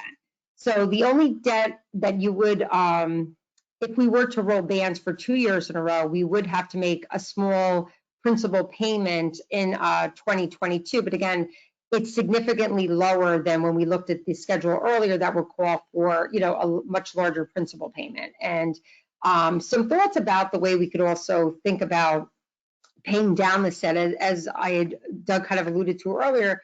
We do still have some monies that we were talking about last time, either putting it fully into tax cert reserve or splitting it between that and maybe the retirement reserve. I also had spoken about, either looking to either pay some existing debt down or putting this money toward offsetting these expenses, these interest expenses. So if the board were to put this money even into a tax cert reserve, what the recommendation then would be is then in the 21-22 school year, assuming that we would be still kind of in this post-COVID financial kind of tight budget environment, that we could then strategically use some of the fund balance to offset as these debt payments are coming on. So basically trying to, continue to get the work done that we had prioritized when we did our initial bond, but also being sensitive to the debt payments coming on and using the ability to use that fund balance to offset, obviously it could offset a few years if we roll the ban for 2 years, in the hopes that by 22-23 or the year after that, and I think I have it on the previous schedule, trying to push off the debt. And of course, but then each year when we renew it, we always have the option, if we were concerned about the rates fluctuating and we wanted to lock into a good rate, we could always do that also. And again, structure it in such a way in thinking about back-ending some of that principal and, structuring it in the hopes to get the work accomplished now where, we're seeing some actually favorable rates in the construction that isn't always the case, and also taking advantage of both the low ban rates and as well as consider, locking into a bond if in a year or a year and a half from now we felt like that was in our best interest. But again, using some of that fund balance money then in the few years when that debt first comes on to really think about offsetting that. So understanding that people, the tax rate impact of that in a tough financial time, we want to try to balance that, but still move forward with the work. And part of what I mentioned about keeping that capital reserve intact too, that would also create another opportunity for using that money to either the board, if we felt as though we were done with the work, authorizing that to pay down some of the debt related to this work as well. So that would be, some thoughts around that, and still moving forward with work we think needs to get done, but being really mindful and sensitive that this is not a time in which people are nervous about any increase to their tax bill, and how we can do it in such a way to move forward and get work done and take advantage of some good pricing and some good rates, but also think about ways to offset those increases. Janine, can you go to the next slide, please? Oh, and then Moody's just reconfirmed our AA2 rating last week. So again, these are some capital financing strategies. And again, all of these things, as we're always working with our financial advisor and the decisions are made, based upon what is in the best interest. Currently, again, we would be moving forward with the ban because it really, because we don't have the full approval, it really would not make a lot of sense to borrow all that money and start making payments without being able to close out and get that building aid. So that would be the recommendation in any year. Again, push off the principal payments during the financial crisis to lower the first few years of debt payments. Thinking about those dollars in later years are a much smaller tax impact than they are in the beginning years, right? Because even by the time you get to year 10, what those dollars mean in that particular year are substantially different. The first couple years when bonds come on is typically when people see that larger increase as a percentage of the entire tax as their entire bill. We're going to time the issue of the ban to ensure that no interest rate, we did that already, that we made sure that there was nothing hitting in next year's budget. Thinking about that interest payment due in 2021, we can, with the ban, what we had initially planned for, if we were to borrow, it would be about $1 million of interest we would owe in 2021, but having that ban, and again, that's at the high, about 150,000, which I had spoken about how we can earmark some of our fund balance now for when that expense comes on, we can offset it with one shots of appropriated fund balance to smooth those increases. We can consider using dedicated reserve as a revenue source, and this is when I was speaking about either the capital reserve or some of the funds we have available now, and being really thoughtful about using that and structuring it to offset the debt as it comes on. So again, thinking about our strategy as we've been talking about the whole time with our budget, thinking about it in 2 to 3 years, and also understanding that it is a tough time, and we want to be mindful of not increasing people's taxes, and how we can use some of the savings we have this year, and coupled with some of the savings we are planning on not using the capital reserve to help pay down this debt. So this is kind of what some of the thinking was, and again, next year we have no debt payment 2021, 21, 22, and 22, 23, using some of those reserves that we have definitely to pay the ban interest if that's the route we went, and then latter years thinking about using some of the reserves and being strategic about using some of that to help smooth some of those increases as they come on. And again, in the 21-22 school year, we'll receive state building aid on the first phase of the projects, will help lower that increase. Because again, the timing of closing out the projects is what kickstarts when we get those funds from the state. So anytime we do a project, there's a constant timing factor, and you're always trying to time your issuing and payment of debt with knowing that we're going to get a payment from the state. And again, there's a lot of requirements on our end and things that have to be done, and that's why timelines are extremely important to us, and making sure that we try to align these two things, because then as the debt comes on, when you have that offset in the revenue, it actually helps really smooth the impact of that debt. Next, please. And that's it. So we can go back, and if anyone has any questions. Hey, Maureen. Yep. Question. Hey, do you have any concerns? It all sounds very good, and I think, I guess if I was just going to paraphrase, is what you're saying, and I think probably suggesting you use the ban because it's effectively like an interest-only instrument, which is going to lower our debt. So it's going to just lower our debt service over these next 2 years, and then ultimately replace it with term funding, and we'll start to have to pay principal and interest at that point. Is that in a nutshell? Yes, that's in a nutshell. All right. So cool. I think that makes a lot of sense. The one risk factor that I wonder about, I just want to know whether you've thought about it. Is it a risk we're supposed to just take as a district? Is it, are there maybe terms of the ban that I don't know about?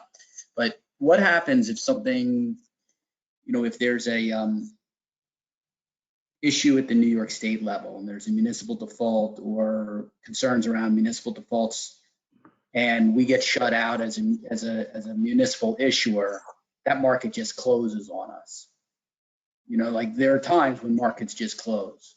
So if that market closes on us through no fault of our own, but because things are happening with Illinois or New York State or other municipal borrowers, and we need to roll over this ban, what happens then?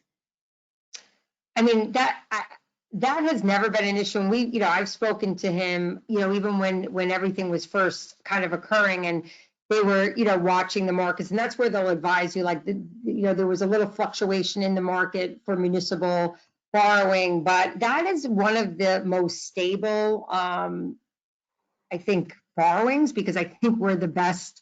You know, they know we collect taxes and we're, you know, typically, I don't think there's been much issue around municipal borrowing in general, because they know we're good for the money. I don't know, and usually that market, for the most part, they say is the most stable of all the markets. So I don't think, I mean, I could pose that question, but I don't think that in the history. I guess, You know, yeah, so. I guess the specifics of my question is probably, I agree with you totally. I think the fact that we, you know, are a taxing authority, if we had to raise taxes, ultimately, I mean, I suppose probably would, but I guess the broader question is, are there any terms in the ban itself that requires lenders to roll it over? Or can they, at the end of its term, do they have a right to call the money in? If we can't. Oh yeah, they have a right. I mean, they could, and again, yeah, I mean, I guess you're saying if they didn't want, each time you would renew the ban, there's a process that goes along with that. It just doesn't automatically happen. There's a time in which you actually are paying the one ban and then, you know, with another ban's proceeds. That's really what happens. It's a 1 year term note. So even when you're rolling, it's not really a rollover as much as you're paying it down with a new borrowing. And it actually happens. Typically, you borrow the day before to pay back the ban the next day, and then it rolls. And that's how it's always like a day before. So that's how it actually, you're required to go out every year with a new ban. And again, that's where I spoke about each year. We do evaluate where maybe if the rates were just so great, they'd be like, you know what, like you've gotten a lot of the work done, why don't we issue a bond now, because the rates are, we don't want to see, we're seeing a little bit of movement in the market. I'm talking about year two. I'm talking about like 21, 22. If that was to be the recommendation after, well, actually be like 22, they would tell me at that point, why don't we consider doing a bond? And if your concern is, pushing off some of that, we can maybe structure it where it's a sliding principal. We have higher principal payments in later years. You pay a little bit higher. Yeah, you balloon it. That would be the only. Yeah, I'm glad you mentioned that, right? Because that would be the only question maybe to ask, is that like a ban strategy versus going ahead and issuing term debt could sort of be replicated by just doing term debt that's, like a traditional corporate debt where it's interest payment, as opposed to like a mortgage style amortization. Yeah, we've done the only reason, Tim, we're not doing that now, even outside of COVID for this year, is because usually with schools, though, we wouldn't want to borrow, we probably won't need the 18 million for in total, it'll probably take us like 20 to 24 months to spend that. Right. And because then I can't get the money back from the state of New York, the building aid, which does take time to close a project to get it, I wouldn't even want a high interest payment coming on in a year in which I didn't have state aid. So that's why the ban helps me manage that a bit, the cash flow of it. But again, and in speaking to them, I did run that, like, wow, the rates are great. But basically they're saying, you're borrowing it in a few months from now, and unless there's like a huge market recovery, it's going to be good next year too if you need to borrow that bond. So don't worry about it. I mean, even if it's a slight fluctuation in the grand scheme of things for our cash flow, for our tax, what it allows us to do in terms of filing with the state, it would still be the right move. And, I've asked that, and they are recommending to districts, and again, to don't worry about locking into the bond now. Like, you'll be fine. It may be like next year, you may want to consider it, but let's see where we are next year, and then issue issue another ban. And that's kind of where, but I think if we issued the bond after the first ban, it would absolutely be with and we've had debt like that in the district where we've put more of the principal down toward the end and paid a slightly higher interest rate to do it, but it still worked better for us, right? Like, depending on what other debt we have. And I looked, I think our other debt is dropping off maybe 8 years or 10 years. It depends when we issue it into it. So, having those higher interest principal payments later to coincide with that other field debt dropping off, that is actually a good strategy, and that is more than likely the way we would structure it to be, starting a little bit, maybe later and doing a couple more just interest payments up front. That would be my recommendation and at that time anyway. Okay. Can I just throw something out as a framing, Cotton, that maybe for the board to think about? Because it sounds like there's kind of a binary kind of yes no to a degree, with some of these considerations, and then if it's a yes, there's some considerations on how to approach. Sure. And I know it's kind of on the public's mind. So I think to really simplify what went into the $18.3 million set of projects that we put in front of the public and asked for their permission to bond for, you could very simply break those down into infrastructure project, roofs pointing, possibly windows, boilers, things of that nature. Got to keep the buildings operating properly. And then there were additions, renovations, and things of that nature. So there's kind of more necessary and somewhat more elective, although some of the elective stuff, obviously you could argue is necessary in some ways. I think one of the questions that's on the public's mind is go, no go. Infrastructure, I would imagine the public might say, you kind of have to do that. If your walls start falling down, roof falls in, obviously horrible situation and it's necessary, got to do it. And then the question comes up, what about the other stuff? Like, do we do that? And I think, that's, and then if the answer to that is yes, that can be a caveated yes. And it can say, well, I would give that a yes if we could do a few things, if we could get the cost down, if we could push the payments out, if we could make it so the tax hit to the public wasn't, starting right away. So there was a lot of caveats that would essentially say yes. And so I think it'd be good for the board to have a conversation around, given all of these strategies you've laid out, which was very helpful, Maureen, given these strategies to make the work more palatable, do we feel comfortable moving forward with this more renovation addition work? And the other thing to consider is, if there's just considering all of the angles of that decision to move forward with that work. So I'm going to just start with the assumption that everyone here believes that the infrastructure work is, kind of critical, and we're going to move forward with that. If someone doesn't, obviously speak up. But then the next question is, what do we do about this other work? And I wonder, given everything that Maureen laid out, what the board's thinking on that is. And I just want to say one thing, Doug, as we spoke, it would require, you're saying that we wouldn't be going forward now. The community did vote on that $18.3 million bond to do the work. So we do have to be mindful that we can't just scrap work either. It would be more if the board was saying to delay the work, and you have to, consider the pros and cons around that. Right. Because you can't just arbitrarily decide not to do, and maybe the capital reserve, you only ask for authorization to use it if in need of a project overrun. That's very different than the bond. The bond was an authorization for very particular work. And the reason the bond council says it's extremely important to identify what you're suggesting you're doing is because you can't then just decide, well, we're not going to do that. You know what I mean? Like if it was something that we ran out of money because of some unforeseen catastrophic thing during one of the projects, that's one thing, but we would have to either change the proposition at one point in the future not to do the work, but we're already doing some of it. So it's more about do you think it's best to push it off into the future? I think is more the question currently. Well, Maureen, I Right. understand what you're saying, and I appreciate that. I also, I think to what Doug is bringing up, the question becomes, is there any way, and I very much appreciate what you've presented to us. I think it's very helpful for us to think about this. But I think in the context of what we're going through now and with COVID, and I think, there are a lot of people's financial situations have changed, and people are very anxious about their situations.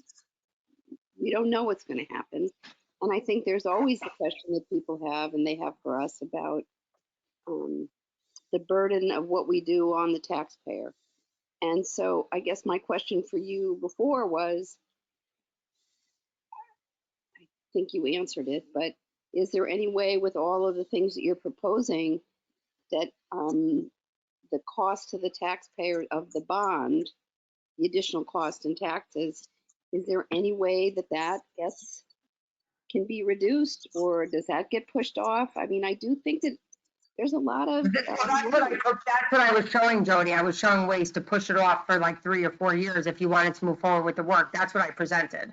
Okay. So it was thinking about, you know, if we have a board authorization, and again, I'm not suggesting you should do it. I'm just saying we are legally right now committed to like either deciding to push it off, which would potentially be more cost prohibitive, right? If you're pushing off work, or doing the work and thinking about ways to take current finance, rethinking the work, scaling the work, scoping it down, and, you know, so that we don't, you know, a part of it would be to get to a point in which we don't need to use any money at the capital reserve, and then B, how do we schedule it and think about the work to either minimize the current short-term impact to taxpayers, but also think about the long-term financial health of the district and trying to look at all those things. There would be, I guess, a possibility of not doing it, but that I believe would require a change in the referendum, because it was an approved, you know, scope of work. And the bond council, when you were talking about infrastructure, is so interesting, Doug. I remember they said years ago, even though it may seem very logical that we would do the roofing and the boilers, some people may say, well, I only voted for it because I was concerned about the condition of the music room. You know, like, I'm sure the roofs were okay. And that is the way bonds work. It's not so much as that it's not voted on about, you know, they don't prioritize the infrastructure over that. And that's why if we were to change the scope, and that's the direction the board would want to go, and it would require something more than just saying we're not doing it. You know what I mean? It would require either you saying just delay it indefinitely, that I guess is an option, but understanding that then you wouldn't be able to afford the work at a later time, possibly because, you know, you're delaying it and there's other costs. So that's, I just wanted to clarify that it's more about delaying it or looking for a way to change what the vote was. That's all.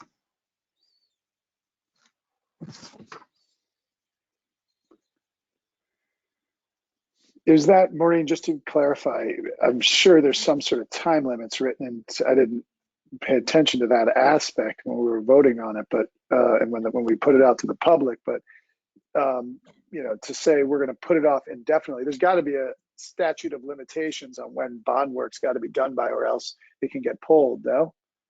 Yeah, I guess we'd have to see how long the authorization is good for. And sometimes there are just delays in work for a variety of reasons. That, you know, there are times that it's not unusual for projects to take once an authorization for not for this purpose, but there could be reasons that districts that do like $100 million worth of work, it could take 5 years to complete a particular project. So I would say that there is a time frame.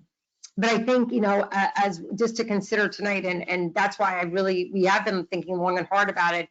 How is there a way to structure, as we've structured our budget, knowing that what we're dealing with right now is a result of COVID, and, you know, what do we anticipate based upon what we've been told? How many years? We know it's not a one year shot.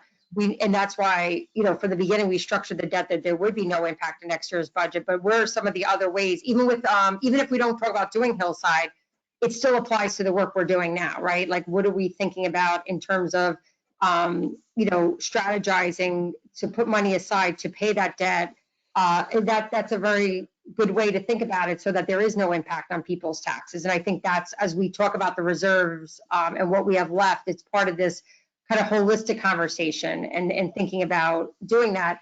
The good thing about doing the infrastructure work, though, we anticipate we'll have a reduction in our buildings, you know, our need to maintain buildings also. So there are some budgetary savings that, when you do improvements, do long-term help too. But anyway, Doug, but I'll check on the authorization. But yeah, I'm sure it's not indefinite, but I just meant like right. You know, like not in the next couple of years. So if that's what you were thinking. Okay. Board members, thoughts on this?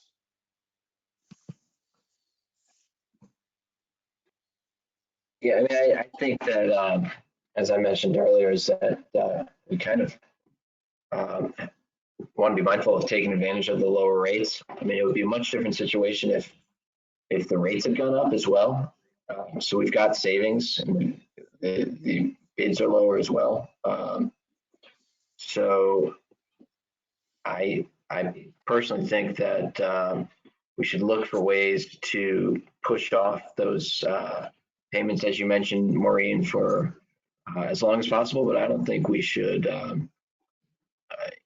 change directions on any of the work. I mean, ultimately, we're going to need more space, not less, if there's social distancing in schools. So I mean, I don't know if that's part of the framing of this discussion, Doug, of your framing was, do we scrap some of the work? Do we continue with the work? Do we push it off? I personally don't think we should scrap any of the work. There's a lot of people in town that, voted for it and still want it. And I know that then there's the piece of the, economic puzzle that I think Maureen has laid out some good options on. But I think the last time we had this in 2008, I wasn't on the board, but I do remember when we were talking about, or I'm talking about, an economic kind of catastrophe meltdown in 2008.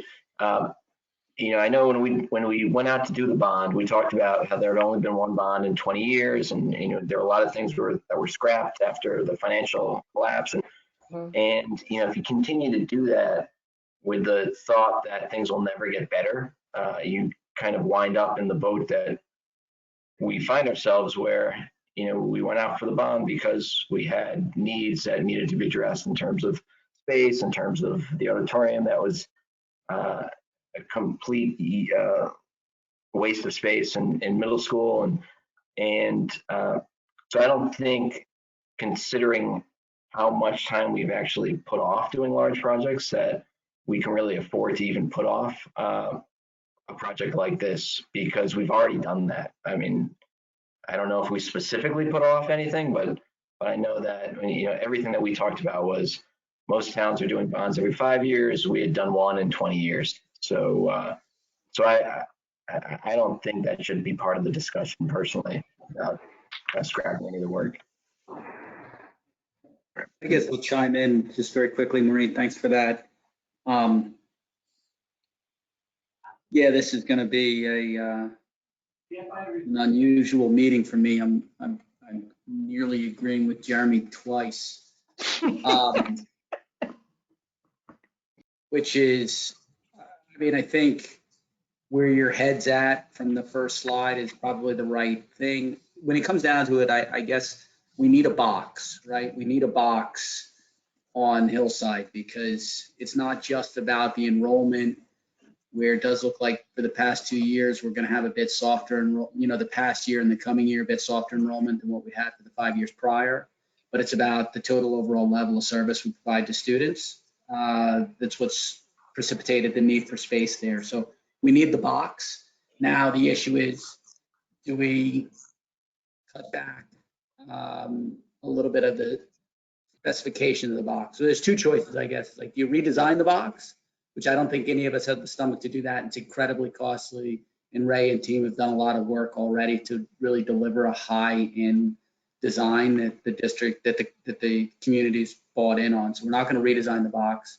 So if we agree that we need the box, we agree that we're not going to redesign it, then it's just a question of what level of detail and things like, bathroom specifications. So I think you're on the right path on what you've laid out. I think the pricing that you're seeing, I suspect, I would just guess that it's reflecting the fact that other districts that don't have maybe the financial planning that we do are canceling work, because the way people are bidding, it seems like people really want the work.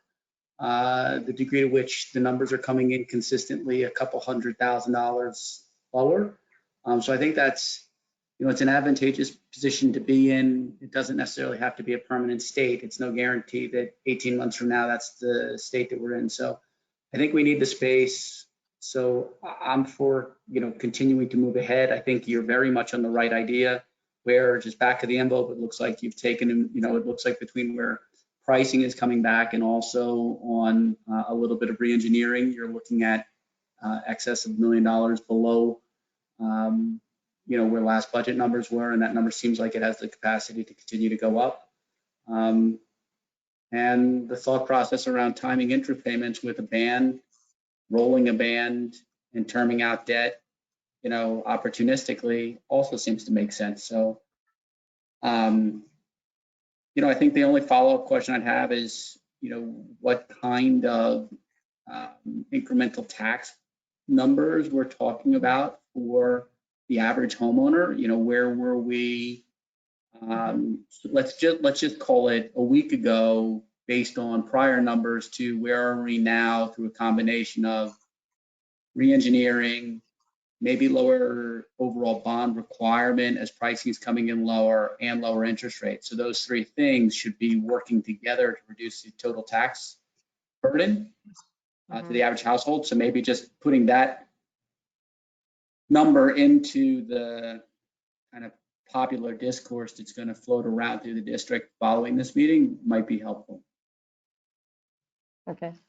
And the one thing I just wanted to say, which I didn't include, I think the one opportunity we have, again, is moving forward. As we know, we pay for the designs. They would always go through the state, even if we decided to I was going to use the word pause, but everyone's sick of the word New York on pause. But obviously, when we do a bid, if we were unhappy with the numbers that we received on any bid, we always have the opportunity to go back to the drawing board. So I think even moving forward, it's always important to kind of, the good part of doing the bid process in general is, see what the numbers are, right? Because I think then you can make we get a really informed decision at that point. And it's similar to the ban. It's like, once we have the information, the better information we then have, we can make better, decisions at that point. So I think the idea would be to move on based on the information we knew. But if in the event, if there was any of the additional work that we're speaking about, and at any point in which we were not happy or felt as though there was a price increase or a creep, that is when we could potentially say, well, let's wait and let's hold off on this. And that would be a good strategy too. So you're not locking into it by bidding it. Yeah. We reject it all the time. Yeah, there is one thing that does come to mind, and you can have this conversation with the district's financial advisor, but there is a certain kind of lingering voice to me. It's just like, don't be, whatever the saying is, it's, penny smart and pound foolish, which is, no one expected COVID-19. Therefore, no one expected the Fed to slash rates to zero. So the comfort with which everyone is talking about, you'll just roll that over for 2 years and then term debt then, and rates will be low and it will all be honky-dory.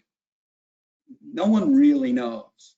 Right. So if we're, there could be, something that anybody that reads any sort of trashy finance material is the number of people that are saying buy gold now and inflation's coming and all these sorts of things. So you just don't know. So if you get to a point where we're 12 months from now and you have a choice between rolling a ban one more time to save a little bit of money and locking in certainty for the benefit of the district for a 15-year point, you just don't want to be the one that's caught saying, well, I was trying to save 75 grand and we turned in debt at 4.5%, 5%. Right. That's the only thing that I won't be around. Yeah. But you will be. You'll still be in Hastings. I'll still be in Hastings. I'll be sending you angry hate mail. Yeah, that's the only. Yeah, no, but that would absolutely, and that's why I said, the strategy now would be that, but every year, even if you were planning at one point, even some districts may sometimes plan on rolling bans to kind of wait for something to drop off as long as they legally can, which is, I think it's up to like 4 years. You have to start paying some principal on them. But once there's any indication of a change in the actual price and borrowing, that we would be concerned about that, we would absolutely, you would take the bond, you would take it and then just structure it like we spoke about to push. You just want to be able to move fast. That's it. Yeah. Just want to be able to move fast. Yeah, All right. no, we always start the process, like, I feel like the guy's probably sick of me because I call him all the time and he says, all right, calling back in a month, because I'm always checking in on what's going on with the rates on all the, just so we knew what all of our options were, going into this process. Great, thank you. Welcome.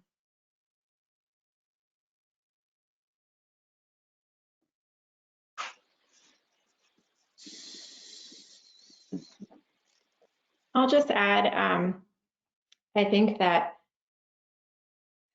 our students' space needs and our faculty's space needs and our programmatic needs at Hillside are still going to exist. And in fact, might grow. There have been 2 articles in the New York Times in the past 2 weeks about the beginning of exodus of families from New York City. New York hasn't really seen that yet because real estate can't show homes, but Connecticut and New Jersey are starting to see that because they have different regulations about real estate. I think we may start to see that in Westchester once that changes in our region. I think, Maureen, you've done a really smart job of letting us understand how we could do this responsibly by cutting back on costs. I think we should take advantage right now of the rates of borrowing money. I think holding on to a future date to meet the spatial needs of our elementary school won't serve our students in the short or long run. I think we've made a commitment and our community has voted on that prior. If we can hold off, and you've shown us ways that's very likely on touching the capital reserve, I think that would be the most responsible way to move forward with this project. Thank you.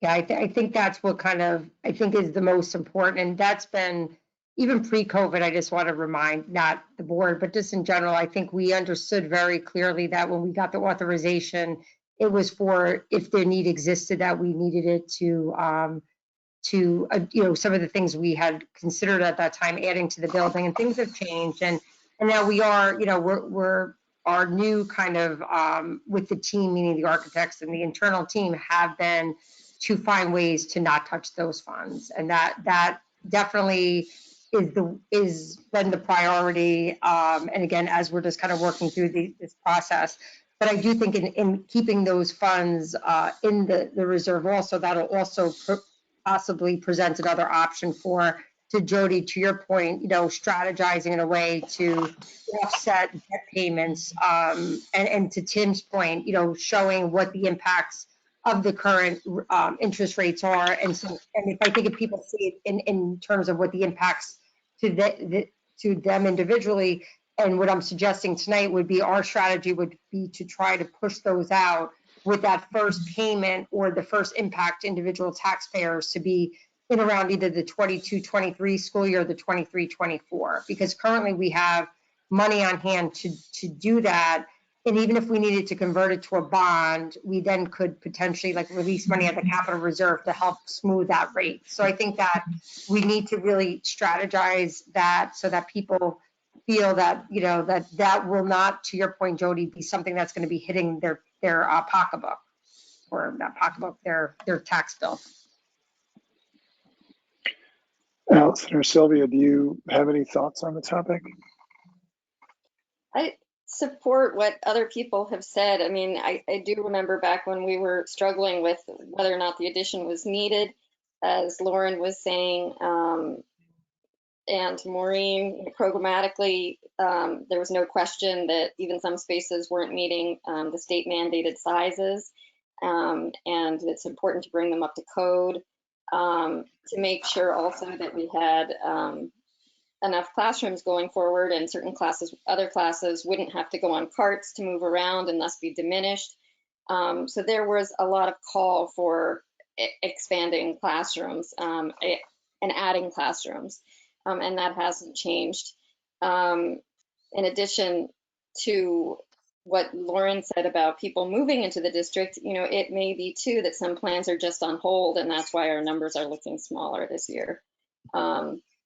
So, I think 6 sections all around, we're probably looking at that easily for most every year, if not 7 sometimes in some grades. So that it still exists. And then from what Maureen laid out, and thank you for all of that, it sounds like bidding costs are extremely competitive. They're coming in much lower than we expected, and there are a lot more people interested.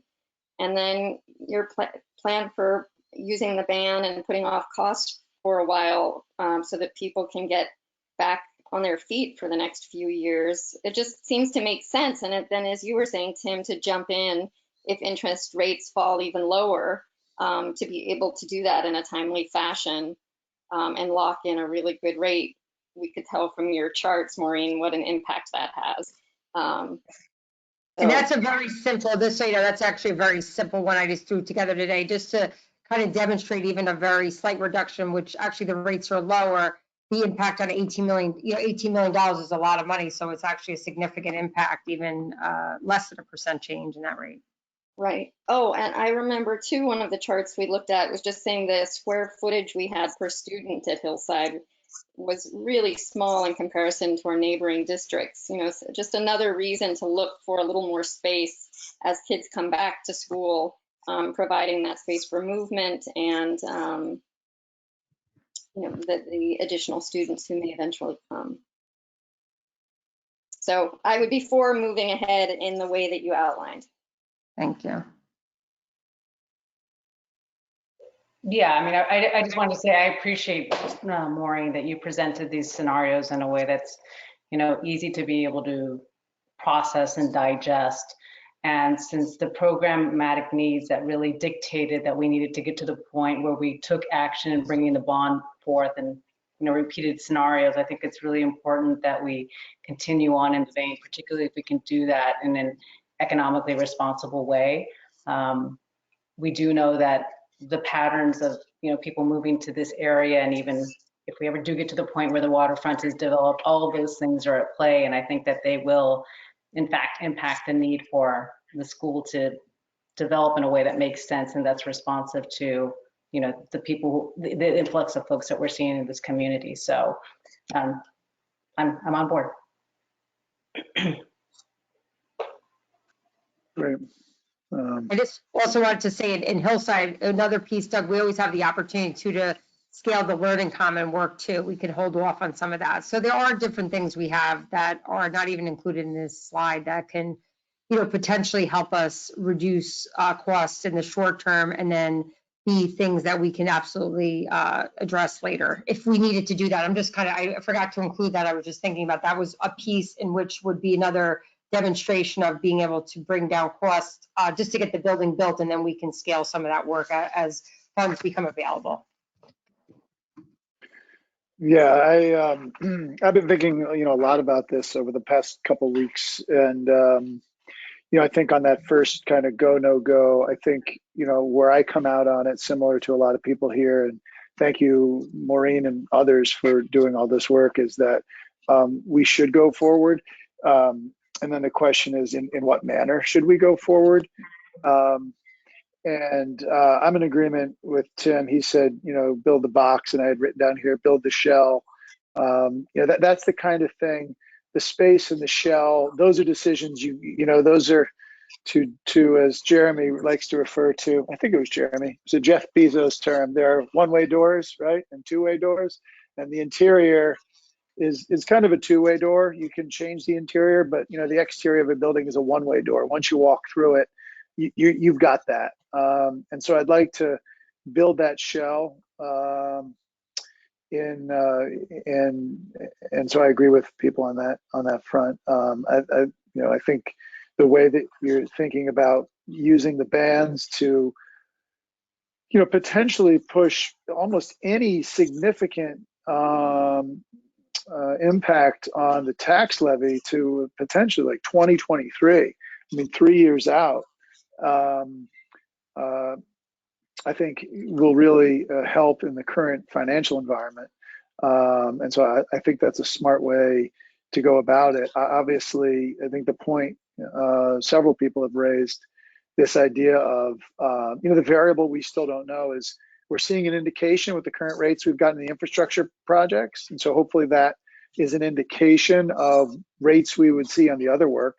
And that if we get those, good rates, it's, a really smart indication to move forward, the labor rates and then interest rates as well. And I think Tim's point about really keeping our eyes on, some sort of quick escalation of interest rates is really important. And, another thing that really factored into my thinking, as Lauren brought up and Allison referred to, there was a reason why we put this forth. There was the square foot challenges. There's, all the mandates in and around special spaces that are needed now that a decade and longer ago weren't needed. So we need the space. And, the other point, we talked a lot about this a couple of years ago when we were first putting it together, was there is a cost of not doing it, in that we may need that space. And, trailers, for example, if we ever went in that direction, they're not free. That's $500 to $700 to $1 million. And that's a sunk cost that you don't get back. That's just gone. So for all those reasons, I think we should go forward in this smart and thoughtful way. And the final point on that is, I just want to acknowledge, the idea, just to be crystal clear, I think we've all kind of danced around it, but I just want to hit the nail right on the head. The capital reserve vote passed by 7 votes, hardly a mandate. It could be argued, who knows, but it could be argued if that happened 3 weeks later, we never would have had access to that capital. And so as a result of that, I think we need to operate as if we don't have access to that capital. And, in some emergency situation for something not foreseen, we can talk about it, but I really do feel it's important we operate as if we don't have access to that and do everything in our power not to touch that, for a whole host of reasons. Number one, I don't think we really have that mandate, and that vote, while it is on paper, is not one that likely would have passed 3 weeks later. And, number two, we want to keep that money for an uncertain future as we move forward. So I would just put that out there. Again, I think people have alluded to that, but I just wanted to hit it with a little bit of a finer point. So with that, I think, I feel comfortable directionally and look forward to seeing further plans and these further, proposals that come in to do the work. And fingers crossed that, we've actually, in some strange way, gotten great timing, that we've gotten something through approvals with the state, which right now, if you're thinking about putting a bond together, it's dead. You're not doing that right now. I don't think anyone's going out to their public, but we have. And as a result of that, we may be in a really good spot to take advantage of some really great rates. So let's keep our eye on all those moving parts, but I think this is a really smart path forward. Any final thoughts from anyone before we move off of this conversation? Thank you, Maureen. Great work, Maureen. Thank you very much. Yeah.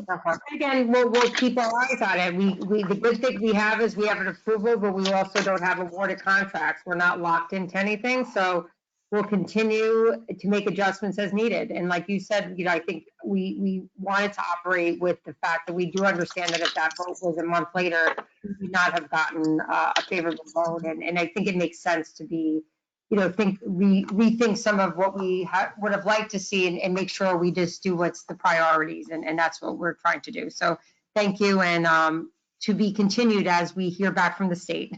Thanks. Thanks, Maureen. Okay, so moving on to business items. Let me see, I don't know if I have the most. No. Janine has an update on the budget vote timeline. Yeah, the superintendent okay. asked me just to go over, how everything came about for this school budget vote and board election. So. Oh, got it. Okay, just that the wasn't time in frame my. of it. Okay. So on May 1st, it was the end of day of Friday, the governor released guidelines and date of school budget and board elections, and that they would be June 9th. So over the weekend, everyone started panicking, and on May 4th, the district and I had the village send out emails about voter registration because it would be done completely by absentee ballot, and also school board trustee nominations, and that they would be self-nominations because you weren't allowed to collect signatures because of social distancing. And then we repeated that email on May 8th, and so did the village. Let's see, from May 4th to 5th, we had to prepare in English and have translated into Spanish a legal notice that it could be run on May 8th in the Rivertowns Enterprise and Journal News to meet a deadline. And that was make this deadline for the newspaper so that it would run that Friday because we had to have it appear before May 12th. So then on May 8th, we published the first of 2 required legal notices.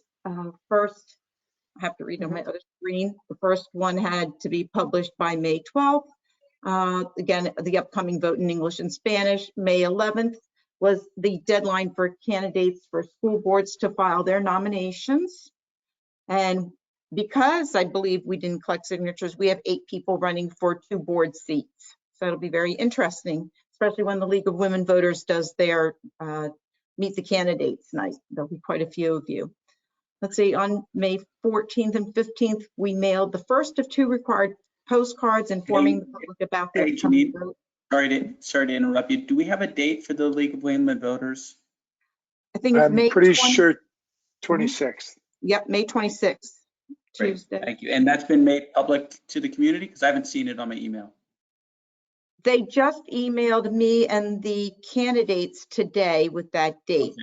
So, all right, so you'll send it out tomorrow? Probably, right. They're That would be being great. sponsored by the PTSA. Just has to be confirmed that, we're going ahead. Yeah, because I know I've been asked about it and I've certainly wondered about it. Yes. So the sooner that goes out, the better. I'll make a note to get an announcement out tomorrow. Definitely Thanks very confirmed. much. Thanks very much. And so, let's see. Between May 12th and 13th, we designed and prepared, and we again had to have translated into Spanish the first of 2 required postcards that would be mailed on the upcoming budget vote and board election, and that had to go out first class mail. I mean, the postage on this upcoming school budget is going to be very high. We have close to 7,500 registered voters in Hastings. We never get that kind of turnout at our school district elections and budget votes, but that's how many, I think it's like 7,200 ballots will have to be mailed out. And we have to pay the return postage on them all. So we also will be applying return postage on every ballot sent out. Let's see, next, we designed, prepared, and had translated the postcards to be mailed in an upcoming budget vote. Again, the 11th through the 18th, we prepared. We had to design all new absentee voter envelopes. There are 3 different envelopes that it entails. One, the outer mailing envelope, a return envelope, and then the oath envelope. And again, all the language was changed, so we couldn't use anything if we had it pre-existing or that was pre-made anywhere because of the Spanish, and that everything was being done by absentee ballot because of COVID. All right. 11th to the 18th, that was the ballot. The items that were in red, I'm just pointing out, those are firm dates that were given to us by the governor's office. The ones in black are our timeline for developing materials. All right, so tonight the school board needs to adopt its budget prior to the property tax report card filing. The school board appoints election chairs tonight and the election inspectors. And districts have to transmit their property tax report card to the SED by the end of next business day following its approval by the school board, not later than May 22nd if it wasn't done tonight. So now the board has decided to do a budget newsletter and received the call from the board, but now I need to get all the materials for the budget materials themselves, because then it has to be translated into Spanish before we can mail it out. If we can get that together, hopefully I can design it by the end of this week, but then we still have to print it. May 19th to 26th, the budget statement and required attachments must be made available on the district website. That's May 22nd. That's the second updated required legal notice to be published. So that's this Friday. So we'll be sending in those materials tomorrow with what happens today on the board's vote. Absentee ballots. All the absentee ballots were supposed to be sent out by May 25th, but it's Memorial Day weekend. That is Monday. So we are going to try to get them out this Friday. If not, we're going to have to try to finish it up on May 26th. All districts are facing this deadline. And, we're a small district compared to some districts who have, 45,000 registered voters. So it's really become a logistical nightmare and also a huge expense for school districts to bear. Let's see. We'll be doing the translated budget notice to be mailed. So the next big dates are June 1st, the public hearing on the school budget at 7 p.m. June 2nd, we will be mailing out the budget notice to all residents again, once that public hearing happens on the 1st. And then on June 9th is the school budget vote and board trustee election, and votes will be accepted until 5 p.m. They are all supposed to be mailed back. If something happens, the board had decided, I was told that maybe if people came by and dropped them off, we would accept them. But it really is expected for people to mail them back, and they're getting them in plenty of time to do that. We cannot start opening those ballots until 5 p.m. There is no deadline for when it is finished being counted. So if my election inspectors, by the time they open the ballots, double check them, compare the signatures on the envelopes to what's on the voter rolls. If they're not done by like 9 p.m. that night, they can come back the next day and continue. There was no deadline given by the state as to when the counts would be done and have to be reported. So it's kind of where we stand with the whole thing. So again, all residents who are registered voters in Hastings will be mailed an absentee ballot. They don't need to request it. We will send out multiple email blasts through the village and myself, and I'll try to get it in the enterprise that if someone does not receive the absentee ballot and they are a registered voter, to call our offices and we'll make sure they get it. So, do you have any questions about any of it? Janine, I just had one question. I guess there's a world in which ballots go out and, they arrive, let's say they go out on the 22nd, which is this Friday, is it? Yes. And, they're in people's mailboxes by Tuesday. And the newsletter, so they have a ballot where they can vote before the budget newsletter even lands in their mailbox.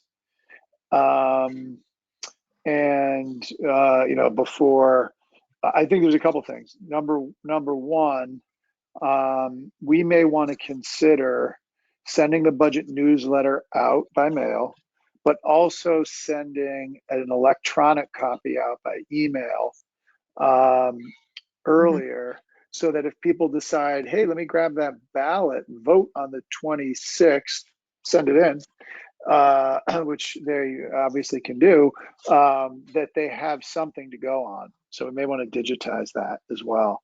I think it's also important for anyone who's running for the board, who's listening, to think about that in terms of campaigning. Because, normally in years past, you kind of had up until the day of the election to make your final push, but you have to realize at this point in the game, starting next Tuesday, essentially 8 days from today, people are going to start voting. And so the campaigning timeline is kind of short and somewhat strange in that, people are going to start voting earlier. So just a couple of things from a voting perspective to keep in mind. And, I just want to really hit home that point. June 9th is not a date to send. It's not postmarked. It's really important to realize that's not a postmark date. That's an arrival date. So if you go and drop it in the mailbox June 9th, your ballot won't be counted. So Doug, I think those are really excellent points. Excellent. And I am concerned, as you all know, because I've raised it a few times on emails. How are we going to be sure that people know this? because it can't just be that this goes to the school community. We have to get it out to the whole community multiple times, because I think there people won't know what to expect in terms of their ballots. And I do like the idea that maybe there should be some place that people can drop their ballots off. So is that possible? Or is that too difficult to have some kind of a secure box at school or something? I don't know if that's worth looking into, but We talked about that, Jody. Janine, Maureen and I talked today. Thank you, Janine, for pulling all this together. Doug, you asked a question over the weekend, and that led me to consider that this may be a helpful framework to remind not only the public of, but of the board with regard to all the moving parts of this. There are a tremendous number of steps and possible and potentials for things to, kind of get missed. So, Janine is, really paying close attention to all of that. One of the things we talked about was, would it be, how could we have a drop box of some sort and then monitor that drop box? We felt that that would put us, in a position of potentially being accused of having access to that box. I mean, the ballots are, not supposed to, to land in a, in a container like that. So that was something that we didn't feel that we had the authority, and maybe the Board of Elections does, to tell us whether or not we can do that. But we had concerns about that. But in terms of notification, I mean, after the adoption, and the hearing, we then go out. Well, we don't have a lot of time, virtually, and really start telling the story of this budget. And I think if every board member, holds a virtual tea or virtual, whatever you want to call it, and invite everyone and have your friends set up these virtual conversations to go over, the budget. I think that is, in this age, that's our only, sort of possibility, because we can't go to anyone's home. We can't go out, and advertise, and which is, and promote this, as everyone is saying. So those would be my recommendations. I mean, we've gotten quite a lot of participation in the various virtual events, that have taken place, whether it's a chat or, home help hour. So that I would suggest that we look at, as soon as we can officially start talking about, this budget to the public, that we start, using all of our virtual tools to get the word out. Yeah, Jody, we're just worried about, I'm sorry, that if someone, how would our ability to guard a drop box outside? I think just the concern about, the security around that also. So we do have, people can drop them at the school, and that up until that day that we can do that, and we can, Janine could be there, or one of the election inspectors will run it, because really they're the ones who run the election. But again, that concern about the legality of doing that, we just want to make sure that we would make sure that if somebody did vote, because the worst thing that could happen is somebody did it, and then someone even just kind of as I don't want to say a joke, but someone to say took the box or something like that. And then we're then concerned about that, where we can't guarantee without 24-hour guard that it could be safe if we were to leave it outside. And then in other times, if we're there, then they may as well just drop it in the building, right? We'd rather extend our hours and have somebody there than risk somebody dropping something that can't be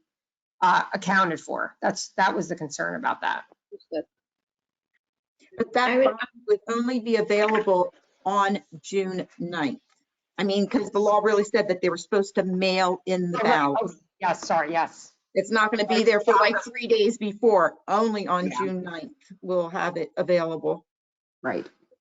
Yeah, I would just ask if you can add into this very complicated timeline some reminders, like the Thursday and Friday before that Tuesday, June 9th, for people to mail in their ballots, email blast through the town and through the school district email site, and maybe even a phone alert reminding people, because I think that people will think it's a postmark and not a deliver by.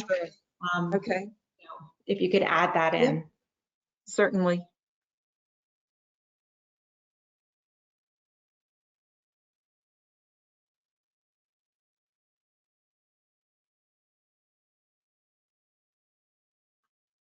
Okay, thank you, Okay. Janine. You're welcome. Question, is it always the case that absentee ballots can only be dropped off on the day of the election? No. No, absentee ballots are supposed to be mailed back because you're not, if you can drop it off, you can vote. Oh, gotcha. Okay. Thank you. Mhm. Okay, so we will continue to work on that and get those materials out. A lot of good suggestions. I want to move on to 4A, business items. There are 15 items here. Does anybody have any questions on any of these business items?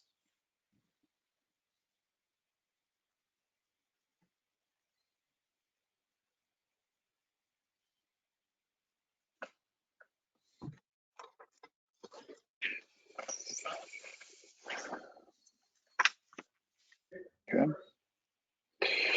Okay, do I have a motion to approve business items 1 through 15? So moved. Who was that? Yes, Sylvia and Jeremy. Okay, all in favor? Oh, yeah, we got a second. Yeah. I'm abstaining on number 10. Oh, right, yeah. So let's do that again. Sorry about that. I forgot that.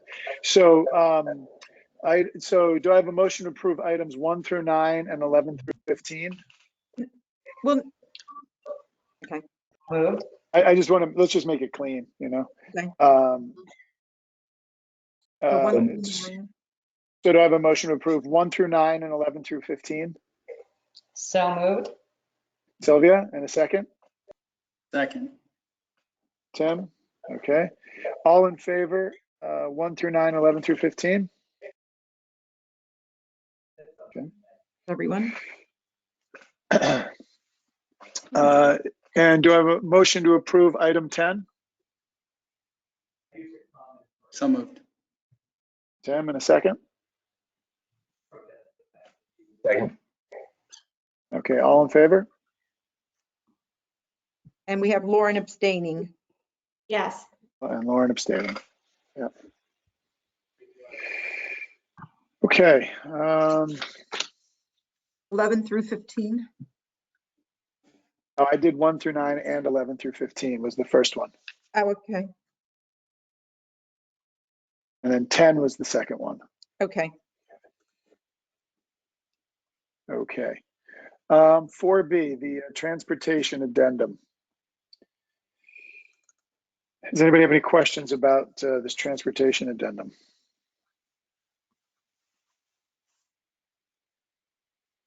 Maureen, I had one question about it. Does this explicitly mean they can't drop us?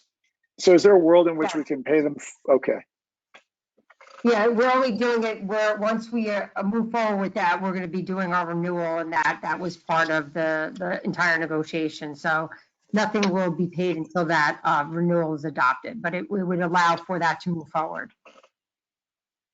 Okay. And this is our in-district company, which is, we have two separate contracts.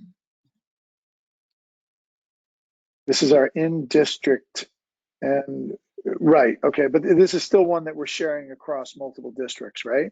They coordinated for us, but we're the only district that uses Academy for our in-district. And as I think I explained, not only do we have a long-term relationship with them, I think in terms of just they provide an excellent service, but our current pricing is significantly below what anybody else pays for in-district busing. So this would allow us to extend the contract. And again, each of these transportation companies, they had to meet certain terms and explain to us what to come up with these agreements. It was in order for them to stay, able to provide us service when we need it, as well as to extend our existing contracts. So that's what we're accomplishing here. And we do know that our current contract reflects an extremely favorable per bus rate in comparison to what many pay for the service.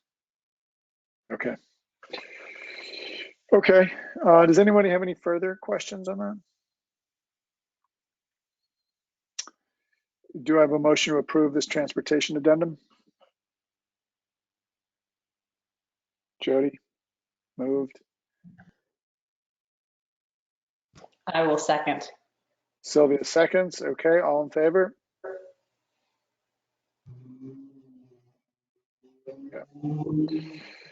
Okay, the school budget. Proposition. I realize someone may have their phone not on mute. If you look down and it doesn't say mute on your phone, if you could please, or on your screen somewhere, if you could please mute, we'd appreciate it. School budget proposition. Before we vote on this, does anyone have any further thoughts or things they want to ask or share? Question, and I know maybe you could answer it because I know that administrators have left, but Doug, you had made reference before to things that we were putting back in the budget. You said something about it, system coaches. Is that something, Maureen, that we're considering putting back in? I think you're muted. Alluding to is that there was an opportunity to put in monies to address like any type of Schedule Bs. I think, Doug, you kind of couple them as things that are not like restoring full positions, but whether it be modified or some Schedule B clubs or something to put some money earmarked for those type of, you kind of group them as kind of one pot of money, because that would not be like a recurring cost, but that would allow if there was a need that we felt we could, create opportunities for children, then we could use that money. So I think it was kind of in that pool. Am I correct, Doug, in the way you kind of put that together as like one pool of money? That's how I was personally thinking about it. Just realizing that I think the idea being there's so much is up in the air right now. For example, so many of these budget line items could shift if we're not fully back in the fall. Yep. And, to allocate hard dollars to certain line items where we don't even know what are sports teams going to be doing and who's going to be at school. So that was the idea. I think the spirit of it is we really want to support, where there are kids, and a significant amount of kids who are really getting a lot of value from different programs, be it, theater or a specific sport, that we really want to make sure we're able to support those kids. So that was the basic idea behind it, realizing that some of these decisions are probably going to be made after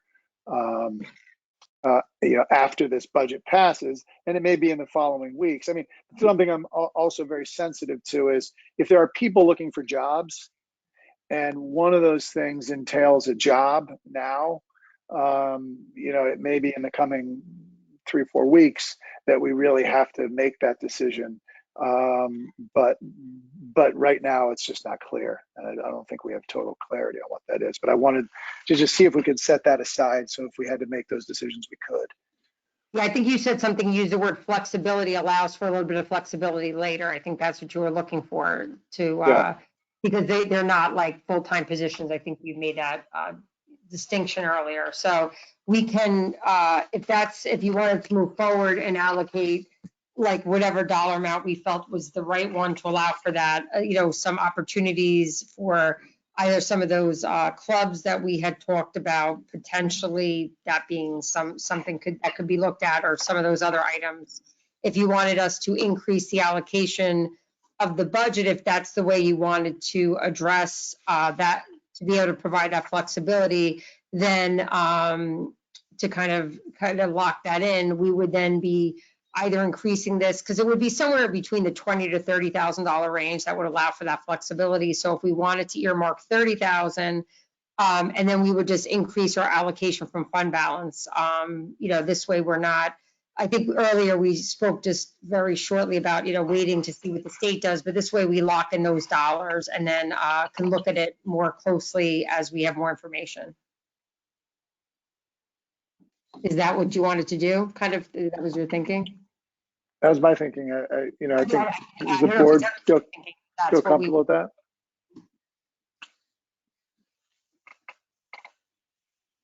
I mean, so if we just were going to throw a number out there, I mean, is 30,000 the right number? Is 20,000 the right number? I don't know, Maureen. You're going to have more of an idea about that. Well, I think depending on what we're speaking about, if you want, if because we've been talking about so many pieces and what was somewhat discussed tonight around science and electives and supporting, there was a bunch of different types of things that could potentially support those things, and it may come in different forms. So, but I think we understand that it also, we only have a certain amount of dollars that we want to, put forward, and it'd be what we consider, potentially not restoring a full program. So anywhere maybe between, I mean, if you wanted to, I mean, 30, obviously, at this point, if we're going to do 20, I would just say do the 30. And then, of course, like anything else, we would only use it if in the event, once we have more of an opportunity to present some options about how to offer some opportunities for kids, and then allows for some flexibility. I know that with the modify, we added some money back, but there were some questions still lingering around some of the athletics. So, I mean, that would be up to you. I think it's more about, do you want to put money toward, allocate it back? If so, then I would just say do the 30,000, and we'll then, at a later time, see where we're at. I'm comfortable with 30. Is everyone else, or no? Yes. Yeah, that's fine. Okay, so I don't know, Maureen, you'll put that in. I don't know what line item that goes in as we vote on it. It's going to be in the co-curricular and sports. It'll reside there. And then once the decision's made to flush some of those ideas out, we will move it if it needed to be moved. But that would change the annual budget to be in the amount of 51,660,159. This has to be amended. 51,660, 159. Let me just see here. I want to make sure I say this number right for the record. Okay, so given that addition right now, do I have a motion to approve the budget in the amount of $51,660,159?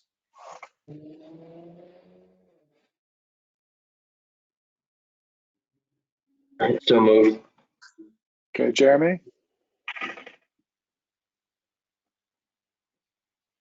Second. Lauren, second. All in favor? Okay. That was everyone? That was everyone, I believe. I can't see all the cameras with this. So why don't we do a roll call vote, since it's about the budget? Yeah, All right, so I'll start the roll call. Jeremy Arnon, Yes. Allison Andrus, Yes. Doug Suntime, Yes. Tim Bear, Yes. Lauren Berman, Yes. Jody Meyer, Yes. Sylvia Robles. Yes. Okay. Thank you. Okay. 4D, placement for services for CSC and CPSE. And do I have a motion to approve these placements? Services. Okay, Allison? Second. Sylvia? Yes. Second, Sylvia. Okay. All in favor? You can see why I think it works. I hear the idea, and I don't think. Hey, Janine, can you do that magic trick again where we mute and unmute? Sure. Thanks.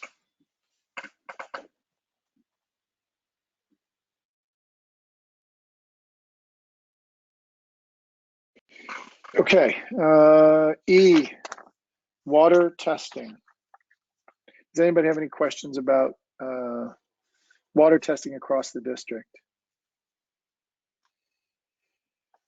I'd like to remind you, this was an item we initially had in next year's budget, but in order to reduce next year, we moved that work to this year. the reason there's a transfer that's a little bit higher than these proposals, with the water testing, there's usually some level of remediation, some filters and things we'll have to purchase.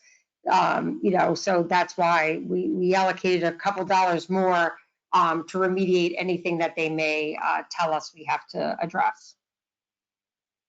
Okay, and just remind the board, how often do we do this water testing?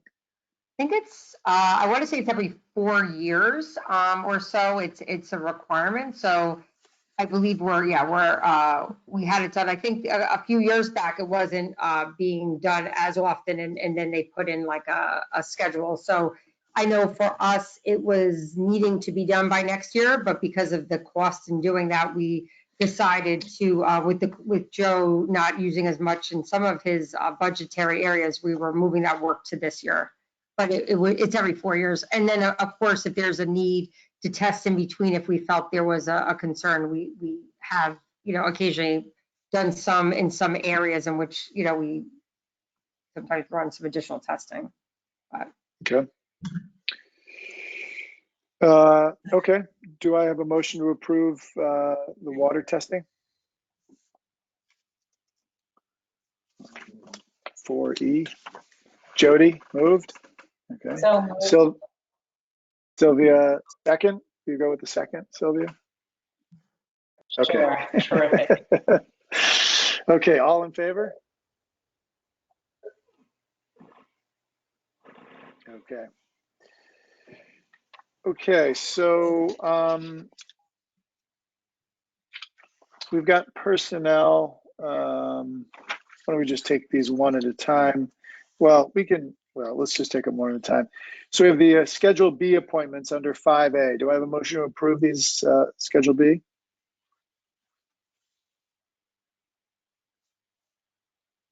So moved. So moved. Jody, and second? second, Okay, Allison, all in favor?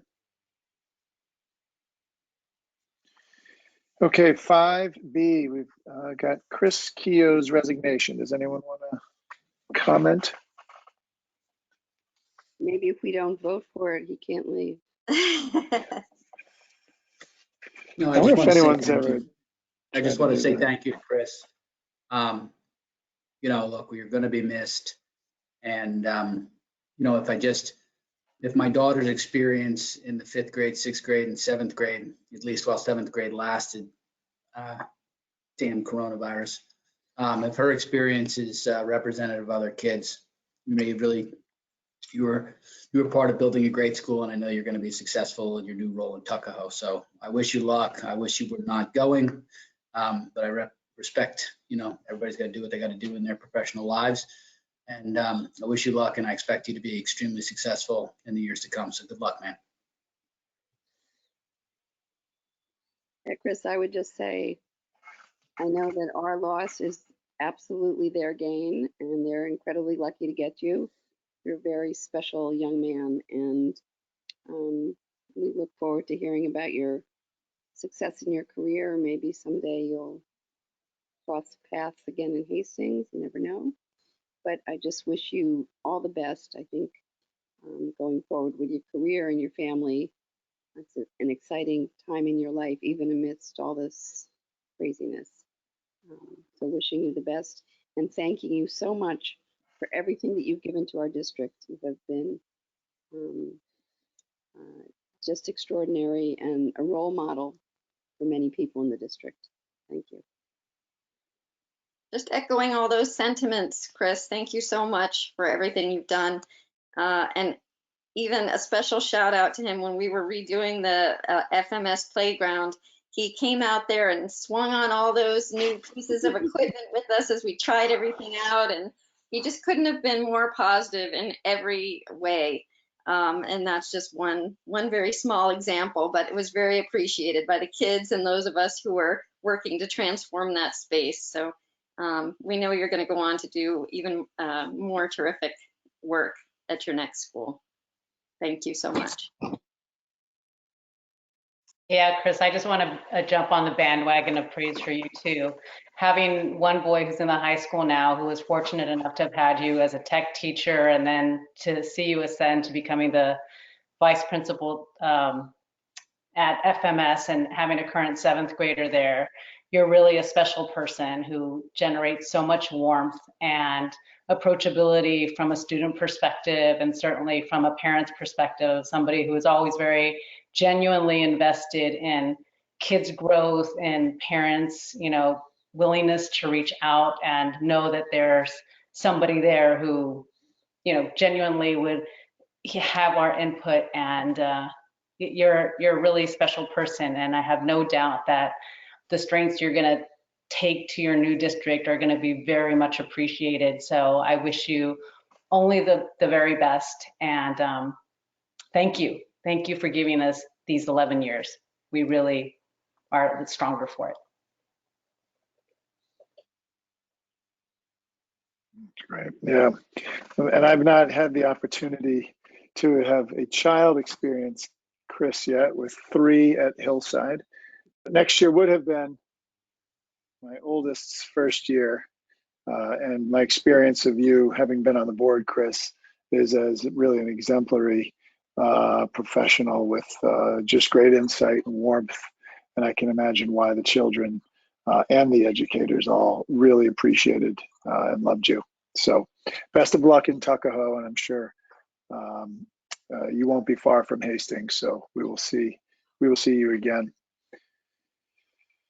And Chris, I'm sorry, one more from Melissa. Yeah. We haven't known him well and long, but when we met him and had conversations with Chris, it was clear to us, those of us who've been in this, been in our professions for a fair amount of time, when you meet someone like Chris as an assistant principal who's, has aspirations, you learn pretty quickly what their assets are. And Chris has many. And we actually told him after his last evaluation, Chris, don't stay in this role long.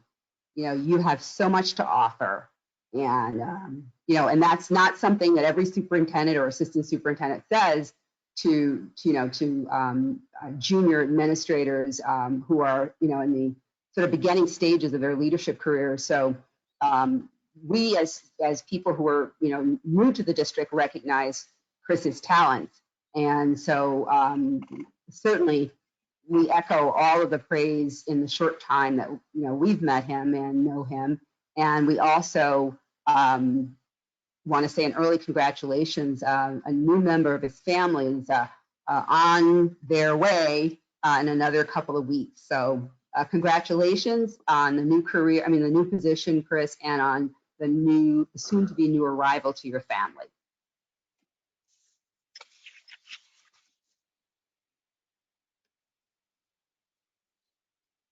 Okay, with some degree of bittersweetness, do I have a motion to accept the resignation of Chris Keogh? So moved.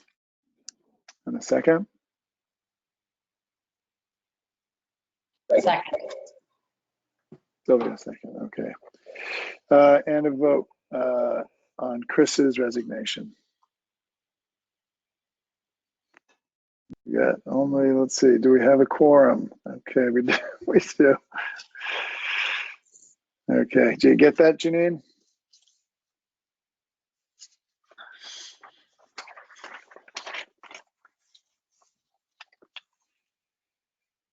Okay. So C, this is a reduction in force, personnel reduction in force. Does anybody have any questions about 5C?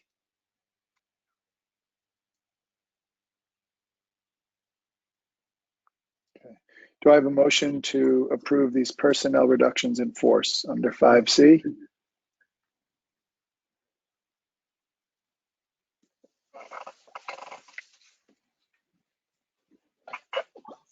So moved.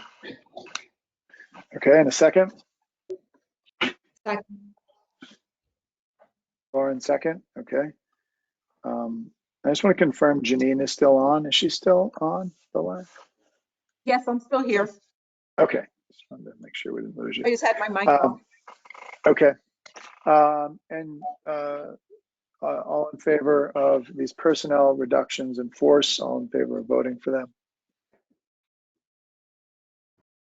Jody, I don't see Jody, so.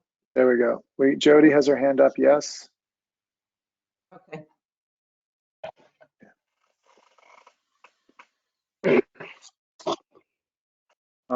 Yes, Janine. Okay.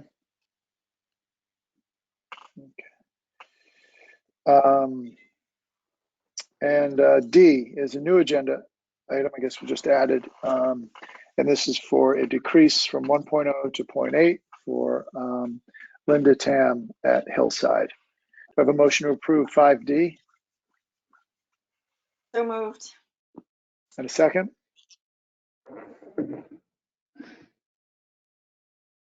Second. Second, Sylvia, all in favor? Jeremy, are you raising your hand? No, I actually had some questions about this one. So you want to go Oh, back? sorry. Doug? Do you want to go back? Yep. Okay, go ahead, Jeremy, sorry. I just wonder what the emphasis was. Was this part of from the budget, or was this a request from the teacher? This was, so when you're thinking about the order of the seniority list of instructional personnel, Jada is currently occupying a 0.8 position. And due to the reduction in force, that impacts Linda. So reducing the 2 positions actually slides Linda into the position that Jada is currently in. And that is her option, you know, in terms of taking the 0.8 or not. The position that exists is the 0.8.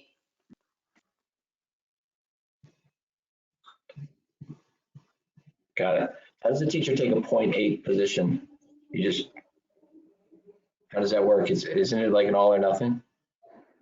So the position is assigned so that the 0.8 is currently allocated to math interventionist. And so that's the shift that occurs. Yeah. Okay. Okay. Good. Let's just take it from the top one more time. Do I have a motion to approve 5D? So moved.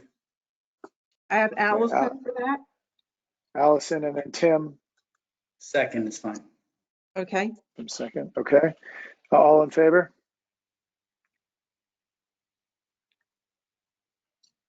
Jeremy, that's a no vote? Or Yeah, because abstain or no vote on that one. So do you want to abstain, Jeremy, or say no? Abstain.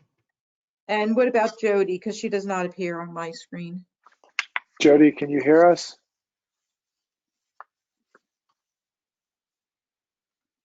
All right, I'm going to put it down for not present at vote.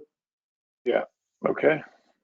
Was that a quorum or Yes.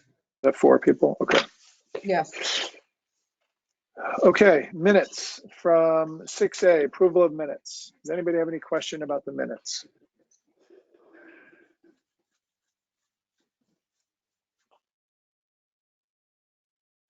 Do I have a motion to approve the minutes from the 5th, May 5th?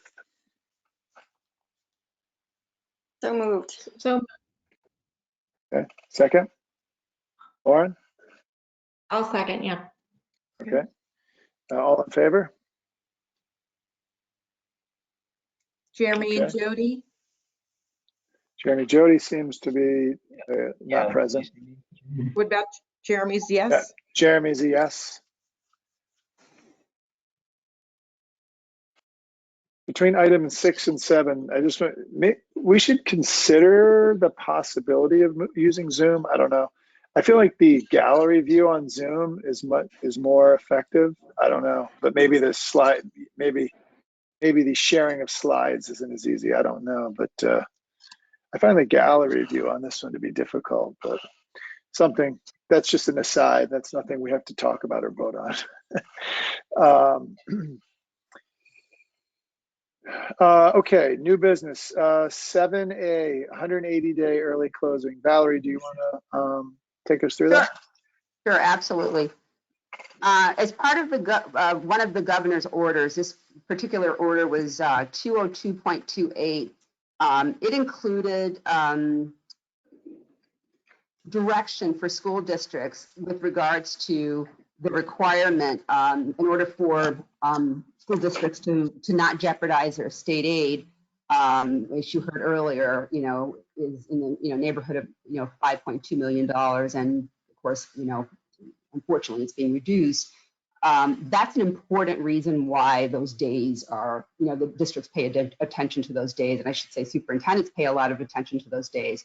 So the New York State regulatory language indicates that all school districts must have 180 school days for the school year. And those days are typically, in school districts higher, and meaning that the vacation, so the 6 vacation days were added to the 180-day requirement. So in essence, there are 186 school days for us now. Were we to go until June 26th, there would be 186 school days. Problem with that is it's in violation of every contract. We can't, if we chose for some strange reason, which no one else is doing, to go to June 26th, which is the date that was part of our calendar that was adopted on February 25th, 2019.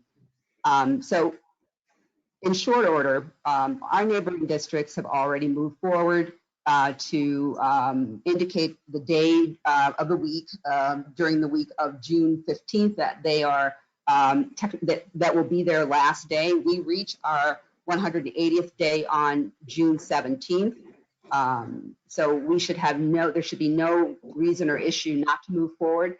The only reason that we hadn't moved forward sooner is that every school district has a different legal counsel, and our legal counsel, was cautious because, again, wanting to make sure that it protected us from, the potential of lost state aid were we to make a decision, without, really having, all the information that we needed. But the New York State Council of School Superintendents and the New York State United Teachers endorsed or have or in agreement that that's the intent of 202.28, that once a school district reaches the 180-day requirement, that's the end of their responsibility, and they may close. So on for the school year. So June 18th is our day, and we, that's our last day of school if the board agrees to this. And the 19th through the 26th, in essence, represents the 6 vacation days that we were not allowed to take due to requirements from the governor. And what we don't know is, which we're expecting information from the governor's office relative to summer camps. That will, whatever the decision is around whether or not there will be summer camps, will help us will govern whether or not we will have any obligations to continue the child care program as well as the meal program. Wouldn't the last day be June 17th? You said that's our 180th day, right? So if we... No, June 18th is the last day. You count the 19th, 22nd, 23rd, 24th, 25th, and 26th. So June 18th is the last day? Is the last day. Mm-hmm. And the other sort of factor is because it is, those days are days that we owe, in essence, all employee groups covered under collective bargaining agreements. That's technically the time that, they can, particularly this pertains particularly to the building administrators, the Hastings Administrators Association. They will more than likely be taking that as their vacation, because then we roll right over into summer, which they're also opportunities to take vacation that's earned. So that's the recommendation. Last day is the last day for the school year would be June 18th. And when would graduation be? June 20th, which was moved from June 25th.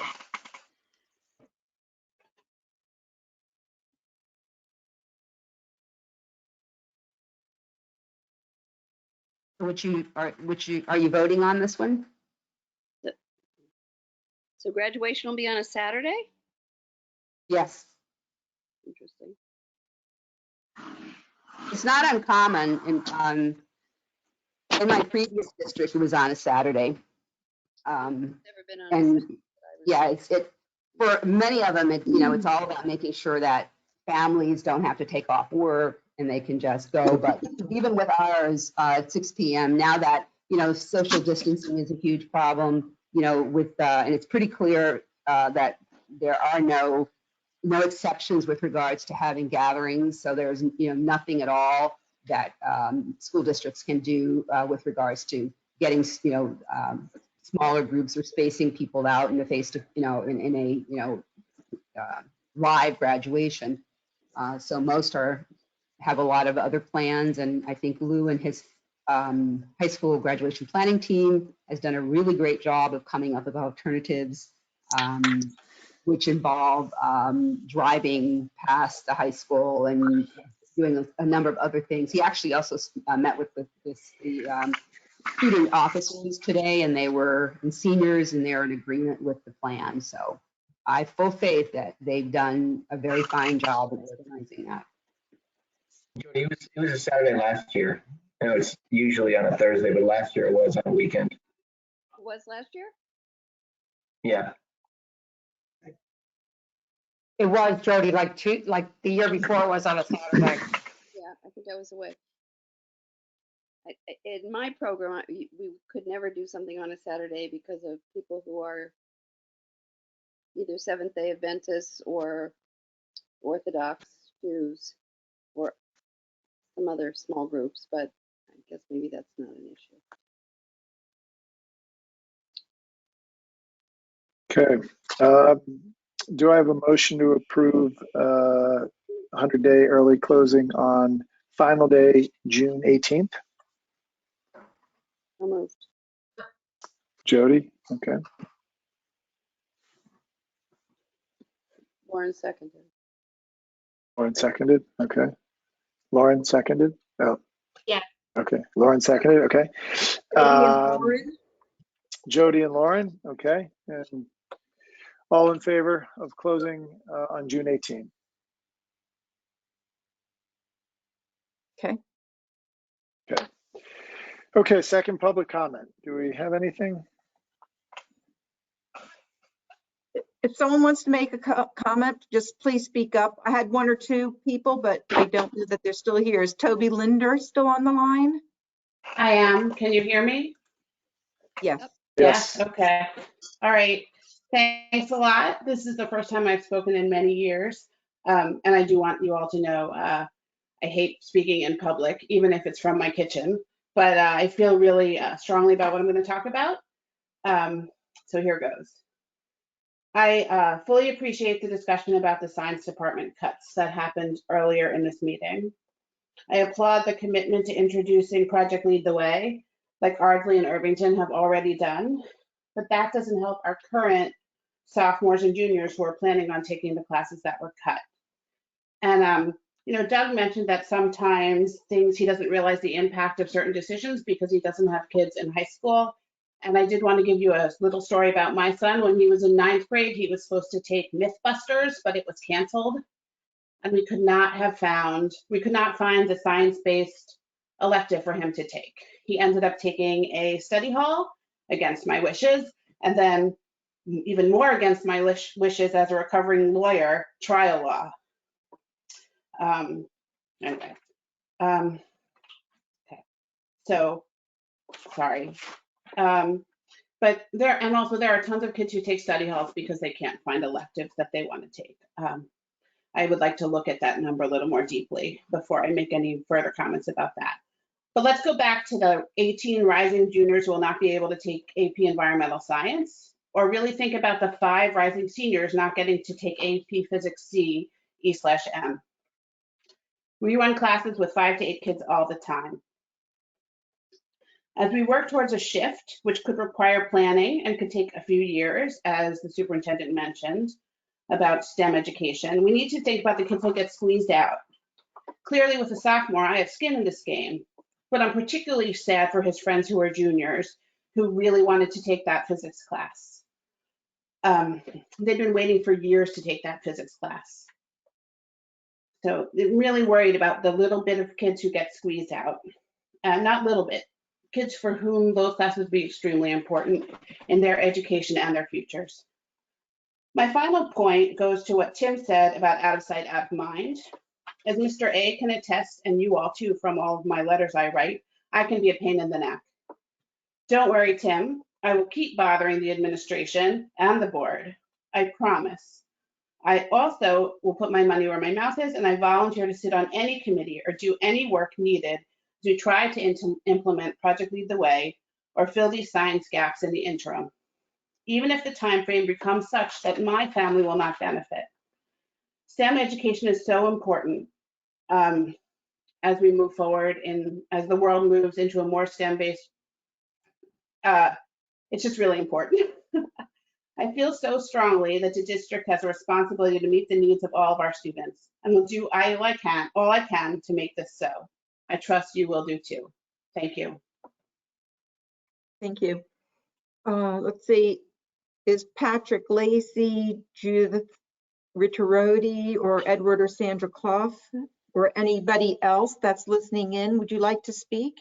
Anyone can just announce their name.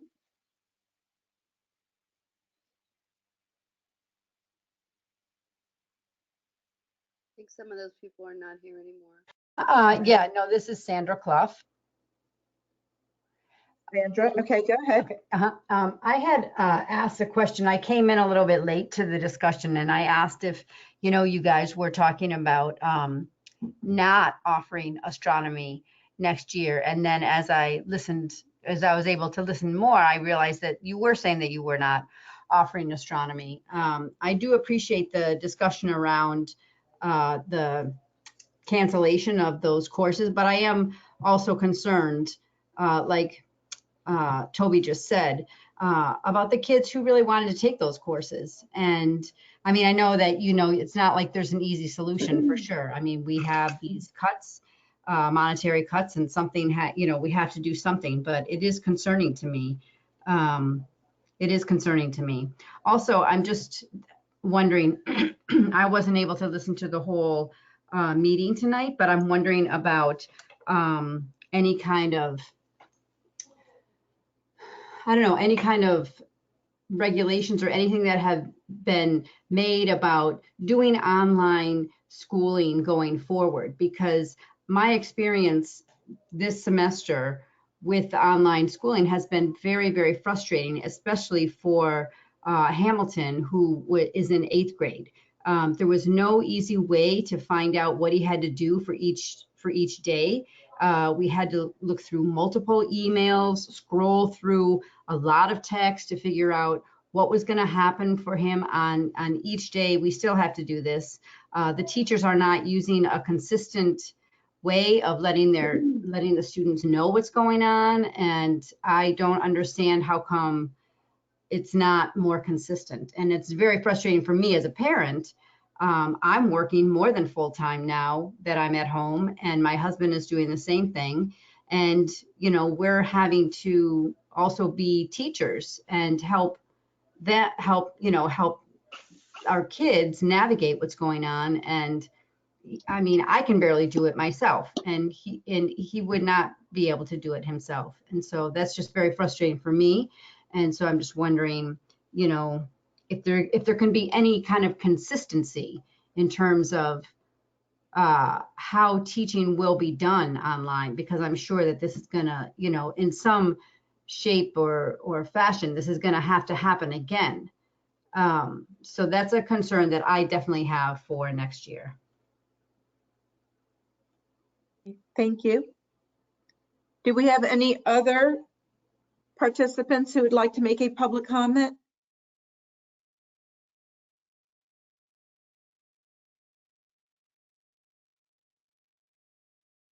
Okay.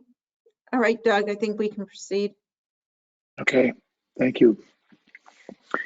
Okay, so let's move on to Board of Education comments.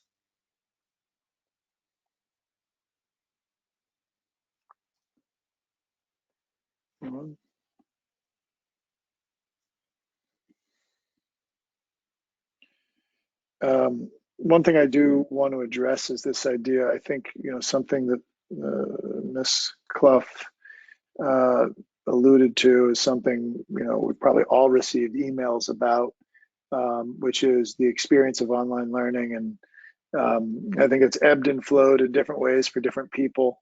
I think something that's on people's mind is this idea of what's going to happen in the next year. First of all, maybe what's going to happen over the summer if their children need support over the summer, and then what's going to happen next year. I think it's important that we, first of all, I want to acknowledge Ms. Szymanski and Dr. Henning Piedmont and the entire administrative staff and all the teaching staff, some of whom I've seen personally make tremendous strides.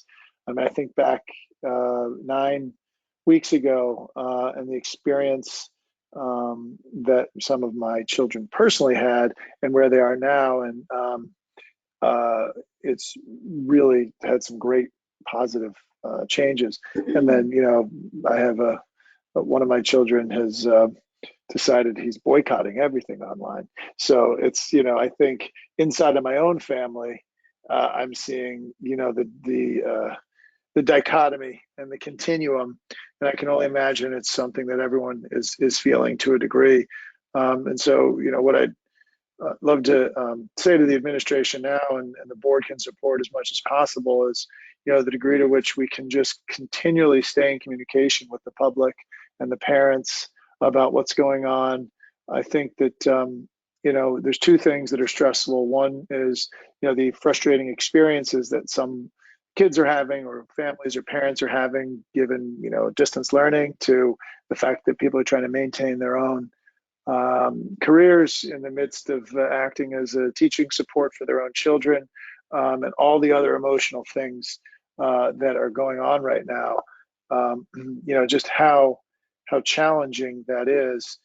So I think there's just the challenging part, and then the second part is the uncertainty, just not knowing what's going to be happening. And I think we're simultaneously trying to work on both. And as we continue to get better, I hope we can just continue to keep people abreast of all the ups and downs, even if it means, sometimes saying, here's what we know, and we don't know that much right now, and here's what we don't know. Just for example, with the budget, we thought May 15, we were going to hear from the governor with regards to potential budget cuts, and he came out and said, I've got nothing for you. I think it's very tough. We sit on these meetings, and I think probably if you clocked them all over the last 10 weeks, we've probably been in like 25 hours worth of meetings. And it's hard for us to even track sometimes what's going on. And I think we can only imagine how hard it is for the parents out there. So, let's keep on doing what we're doing and keep the communication up. It's kind of the best that we can do right now. So I just want to share that. Okay, anyone else? Go ahead. Add in that if parent, when parents are frustrated or having a hard time tracking down assignments, I think Melissa and Valerie would both encourage them to contact the teacher and walk through that with them. Contact you all if necessary, if it's still confusing. But I have found reaching out when I've been confused or couldn't find something really helpful. A teacher can direct me to it. I've had somebody help us create a schedule for one child Just there are reaching out is the best thing. So Doug was saying, administrators are continue that communication, and parents also feel free to to reach out as well as needed, because I do think teachers and administrators want to help you find solutions. Absolutely. Thank you, Allison, for sharing that. And I want to thank all of the teachers who basically were asked to build a car while you drove it, which was a task that, we just have never experienced. And, it wasn't easy for anyone, but I can tell you, as I think it was Doug who may have said this, many of our teachers worked many hours during the day to try to make sure the learning experience, was engaging, as engaging as it could be, using tools that they were also learning in most cases, while at the same time that they were using them. So I don't want that to ever get lost in all of this, because it's easy to point out, what went wrong. And, and our teachers don't hear very often how well things went. So I would encourage, anyone who's listening to just, thank the teachers and the administrators who were also really involved in communicating weekly with, with teachers. And, Melissa spent a lot of time, during happy hour and all of, all other times during the course of the day, talking to teachers, providing resources and tools. And it's hard to learn something new that you have not done before and do it really well. I mean, that's not part of a adult learning theory. It doesn't happen that way.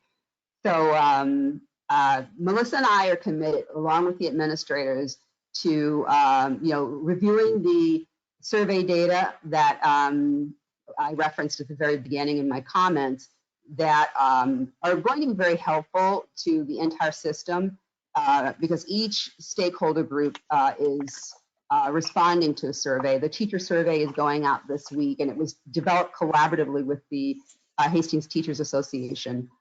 So that process will provide information that will help us. And, we've already been having conversations. I mean, Lukeman Ramsey, as Melissa indicated, has been a steady partner, in this work. And thank you, Jeremy, for introducing him to us. So it was through your tap on our shoulder that we were able to start this conversation with Lukeman. So, at the June 1st meeting, we certainly will not only share that, those results, but we'll also talk about some ideas that we've been tossing around, probably since the beginning, with regards to ways in which we can not only get more information, but we can also work collaboratively with the Hastings Teachers Association and administrators and groups of teachers, so that we can all look at what we can improve upon, because none of us, quite frankly, want to go into next year with some of the same sorts of hiccups, in terms of just being tossed in a situation where they have to learn something they've never learned before, and it has to be perfect. So that's a pretty tough row to hoe, as my grandma would say.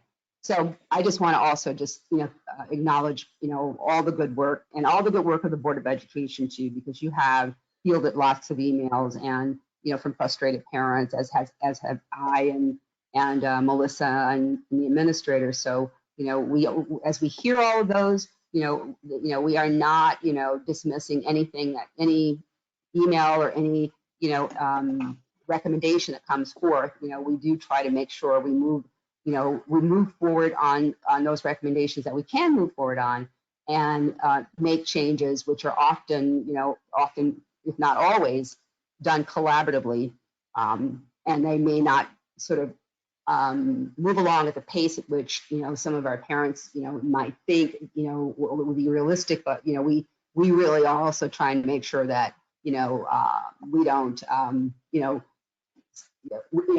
we don't push more teachers on the cliff, where they feel as though they're it's a thankless situation, and there's no sense that what's going on in their homes matter as they are engaged in virtual learning. So it'll all get better, and thank you all. Thank you, Valerie. I'd like to just piggyback on that, Valerie, and thanking the teachers and administrators, and that acknowledging that they've been doing it, so many of them, when they have their own children at home of all ages, that they've had to deal with or help teach or manage. And I think it's been an extraordinarily difficult time for people to learn how to manage all of that. And I really thank everyone for all the work that they've done. I agree. I just want to add that this really is an incredibly unusual way of rolling anything in.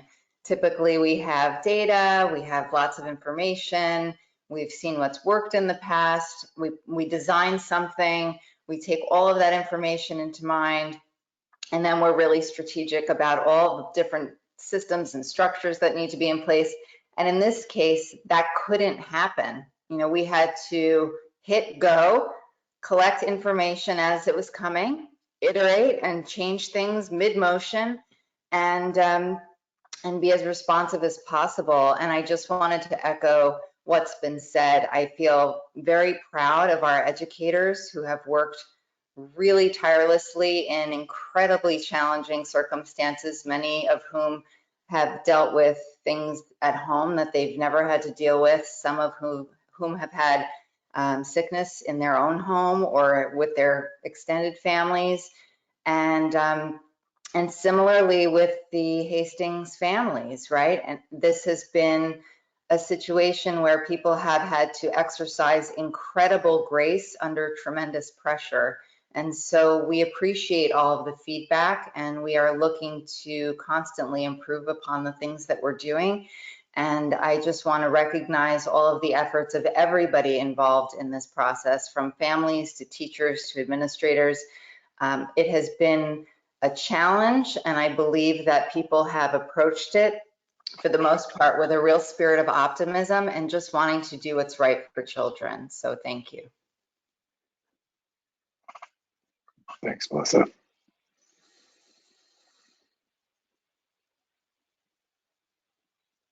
Okay. Do I have a motion to adjourn the meeting? So moved. Second? Second. Okay, all in favor? Okay, thank you, everyone. Good night. Have a great Thank night. you. Good night. Good night. Thank you.